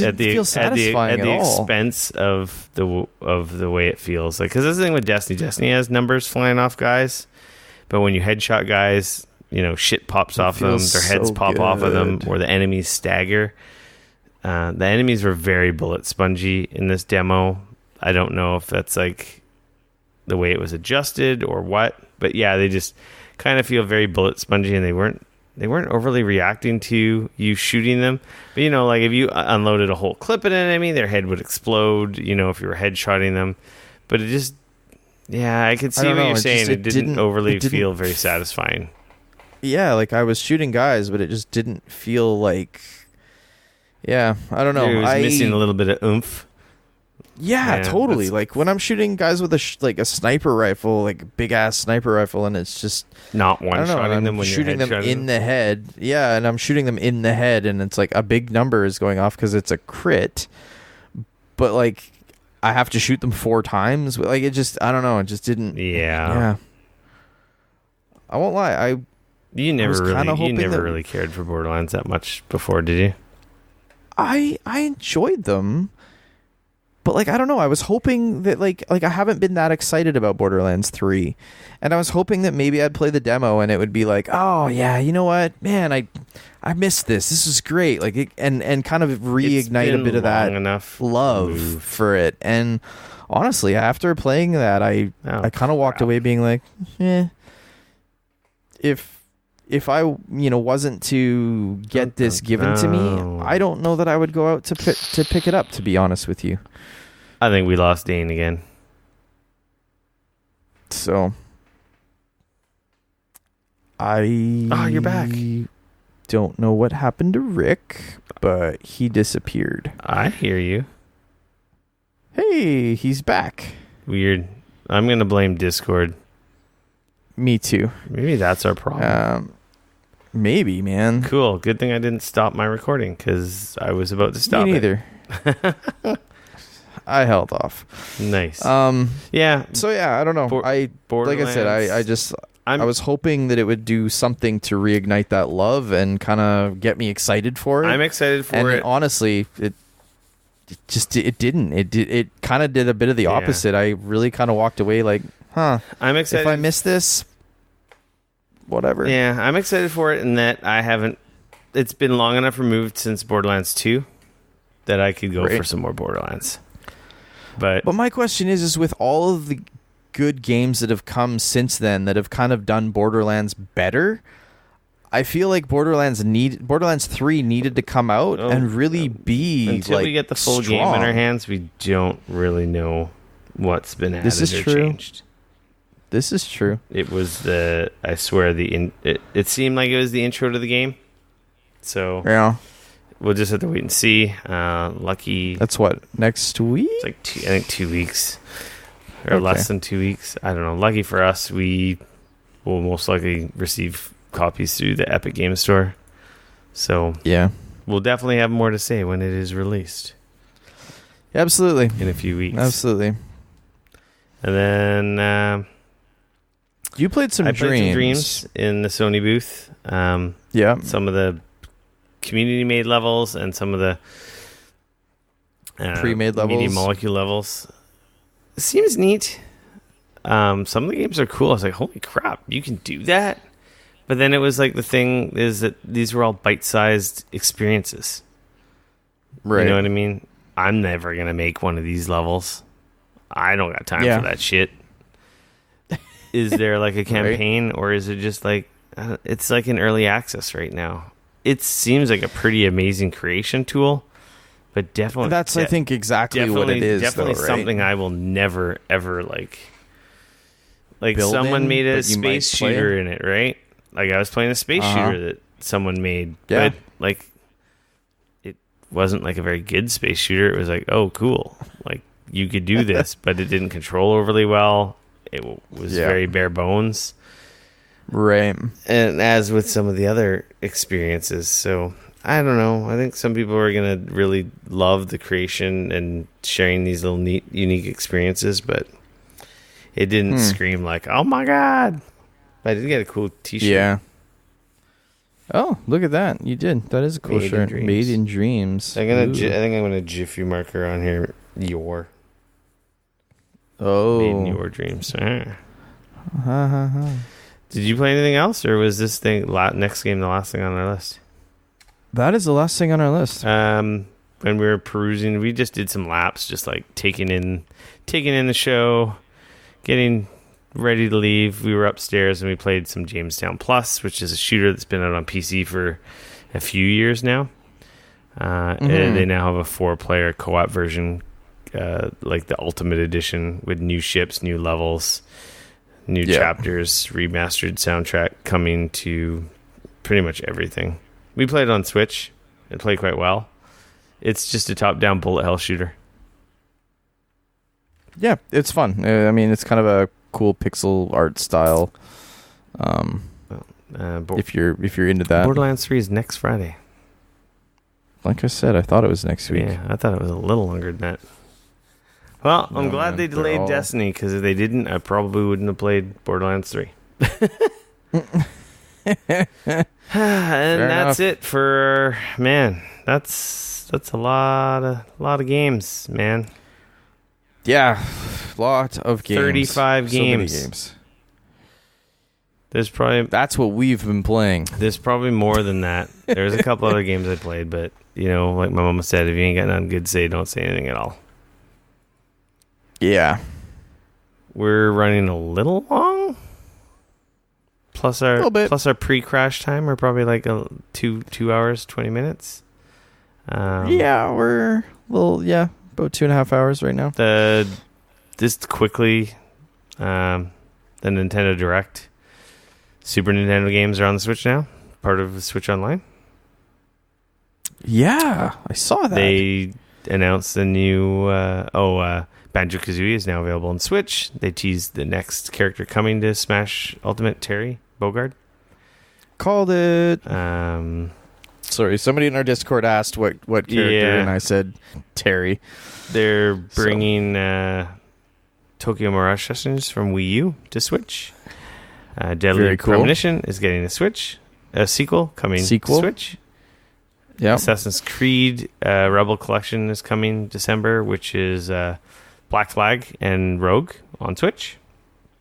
Yep. Xenoblade Chronicles Definitive Edition coming next year, no date to Switch.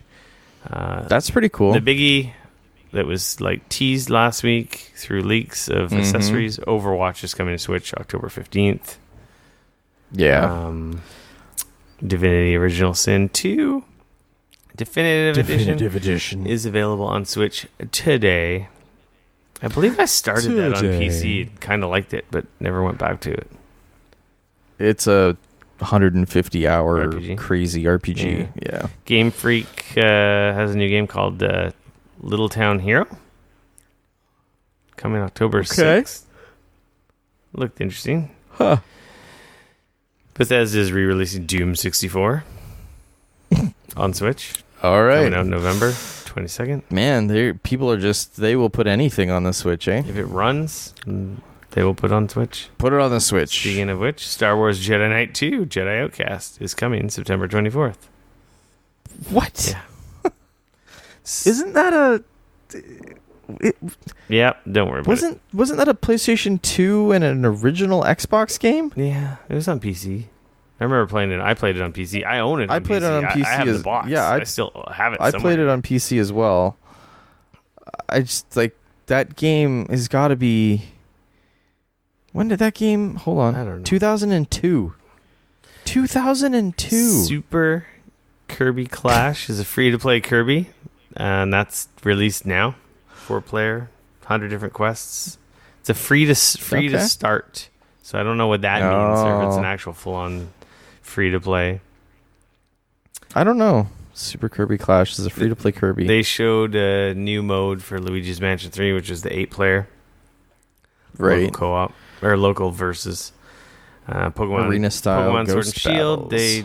They unveiled, there's a cooking system and a couple of the new Pokemon. I mean, do you even have a video game if you can't cook in it nowadays? Pretty much. Animal Crossing, New Horizons.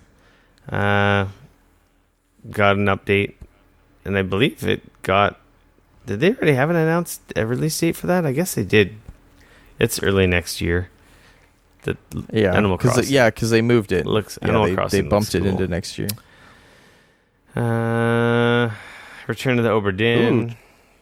Hey, Trials of Mana will be available April 24th, 2020. Mm-hmm. Fucking A. That's the remake of Trials of Mana, which is pretty Rogue sweet. Company is a new team-based shooter from Hi-Rez. That's your Smite guys. That's the isn't Smite. it? Yeah. That's the Smite people. Yeah. Tetris 99. That's next year. Tetris 99 is getting a new mode as well available. Interesting. Available now. Interesting. And then Damon Cross X Machinima demo is available as well right now. That game comes out next week as well, September 13th. So, wow. So a bunch of news, or a bunch of little news. A decent direct. I really want to check out the Super Nintendo stuff. 20 games. Yeah, I mean, it's interesting how many of these are more or less like the Yoshi's Island games from the Super Nintendo Mini. There's a lot of stuff that's Breath not of on the Fire. Super Nintendo Mini too. Yeah, like Breath of Fire. That's pretty sweet. Yep. More value for that Nintendo Online $20 membership. Heck yeah. And then, yeah, by the time you listen to this, public service announcements, there's been a bunch of new stuff added to Game Pass for PC and console, which we talked about, Creature in the Well. Gears 5 is both console and PC. Enter the Gungeon. Already loaded. Enter the Gungeon is on PC. What else do we got here? Shadow Warrior 2, Goner, Bad North, and Dead Cells. These are all on. I've got to say, I found out that my buddy Lee was one of the actors that did a bunch of the work in Gears 5. That's what you're saying. And that is super rad. Yeah, he did a whole bunch of the like facial capture and a bunch of the motion capture was like him and actually another friend of mine. Because that was all in Vancouver, right? Yeah, well, because the Coalition, He's in Vancouver. the studio behind that is all here. So, They're in your he, backyard. Totally, and it's cool to find out that frickin' my buddy Lee was like involved in that. That's had awesome. the suit with the crazy balls on it, and like, I'd love yeah, that suit with the super- crazy balls on it. heck yeah. So for Game Pass, pretty much everything there is coming to the console as well, except for the console is also getting Metal Gear Solid 2 and 3 from the Metal Gear Solid HD collection. Wow. And Gears 5 is only available for Ultimate users today. Well, Friday. Today. When Yes. you're listening to this. Yes. Standard Game Came out Pass today at users, it's 9. out on Tuesday with the regular release date on the 10th. So if you got Wow. Ultimate, you can download that. Speaking of Ultimate, I posted a giveaway for 3 months of Game Pass Ultimate in the Discord. Ooh. I will post that to the social medias after this episode goes live. So if you guys are ever, I don't know, I didn't see anyone enter yet. You guys are bad. It's easy. It's like subscribe to us follow us on Mixer. Each of us were on. There was one of the things. There's multiple ways to enter. Very cool. Check it out on the Discord. I'll put it in the show notes. I will also post it on the social medias for anyone who isn't part of the Discord. And that ends on I think I did Sunday, maybe Monday, so that you'll be ready to play Gears 5. Maybe I'll change it to Sunday so you can actually maybe play Gears 5 by the end of the weekend. Ooh, that's cool. So yeah, check that out. Dane, Yo. that is an episode 220 PAX Extravaganza. Would you not say so yourself? Extravaganza. Oh, yeah. In the gigabits and your ear holes. Oh, yeah. Some final house cleaning at the end of the show here. You can follow me on Twitter at RickF, no KRICF. Where can they follow you on Mixer, Rick? You can follow me on mixer.com/geekoholicsrico. Or in the case that when Mixer doesn't work, we're twitch.tv/geekoholics. Sweet. Where can people find you? I'm on Twitter at Dane Cody, DAYNECODY, as well as you can bump into me on Mixer once they sort their shit out on mixer.com/Dane Cody. And you can find us, Geekoholics. We're on the Twitters, we're on the Instagrams, we're all over the place. Facebook, Come hang out with us. I've been publishing videos to Jump on our- YouTube, my Let's Plays from when I'm playing games. Dude, there you go. See, look at that. We're doing it. Maybe I can give you the login and you could upload your videos too. Word. Maybe that would be a good idea. Word. Yeah. So yeah. 3 views on my Gears of War Let's Cool. Play. Heck yeah, buddy. It was a lot of fun. I really enjoy you guys hanging out with me. Every time I've streamed, I've had like 3 to 5 people watching. So it's ain't no ninja numbers, but it doesn't matter. It's just fun times chatting and being a goofball. Gotta start somewhere. Exactamundo. So, and with that said, I gotta go play some video. I know I gotta go to bed, but tomorrow, hang out, play video games. We will see you next week. Yeah. Peace.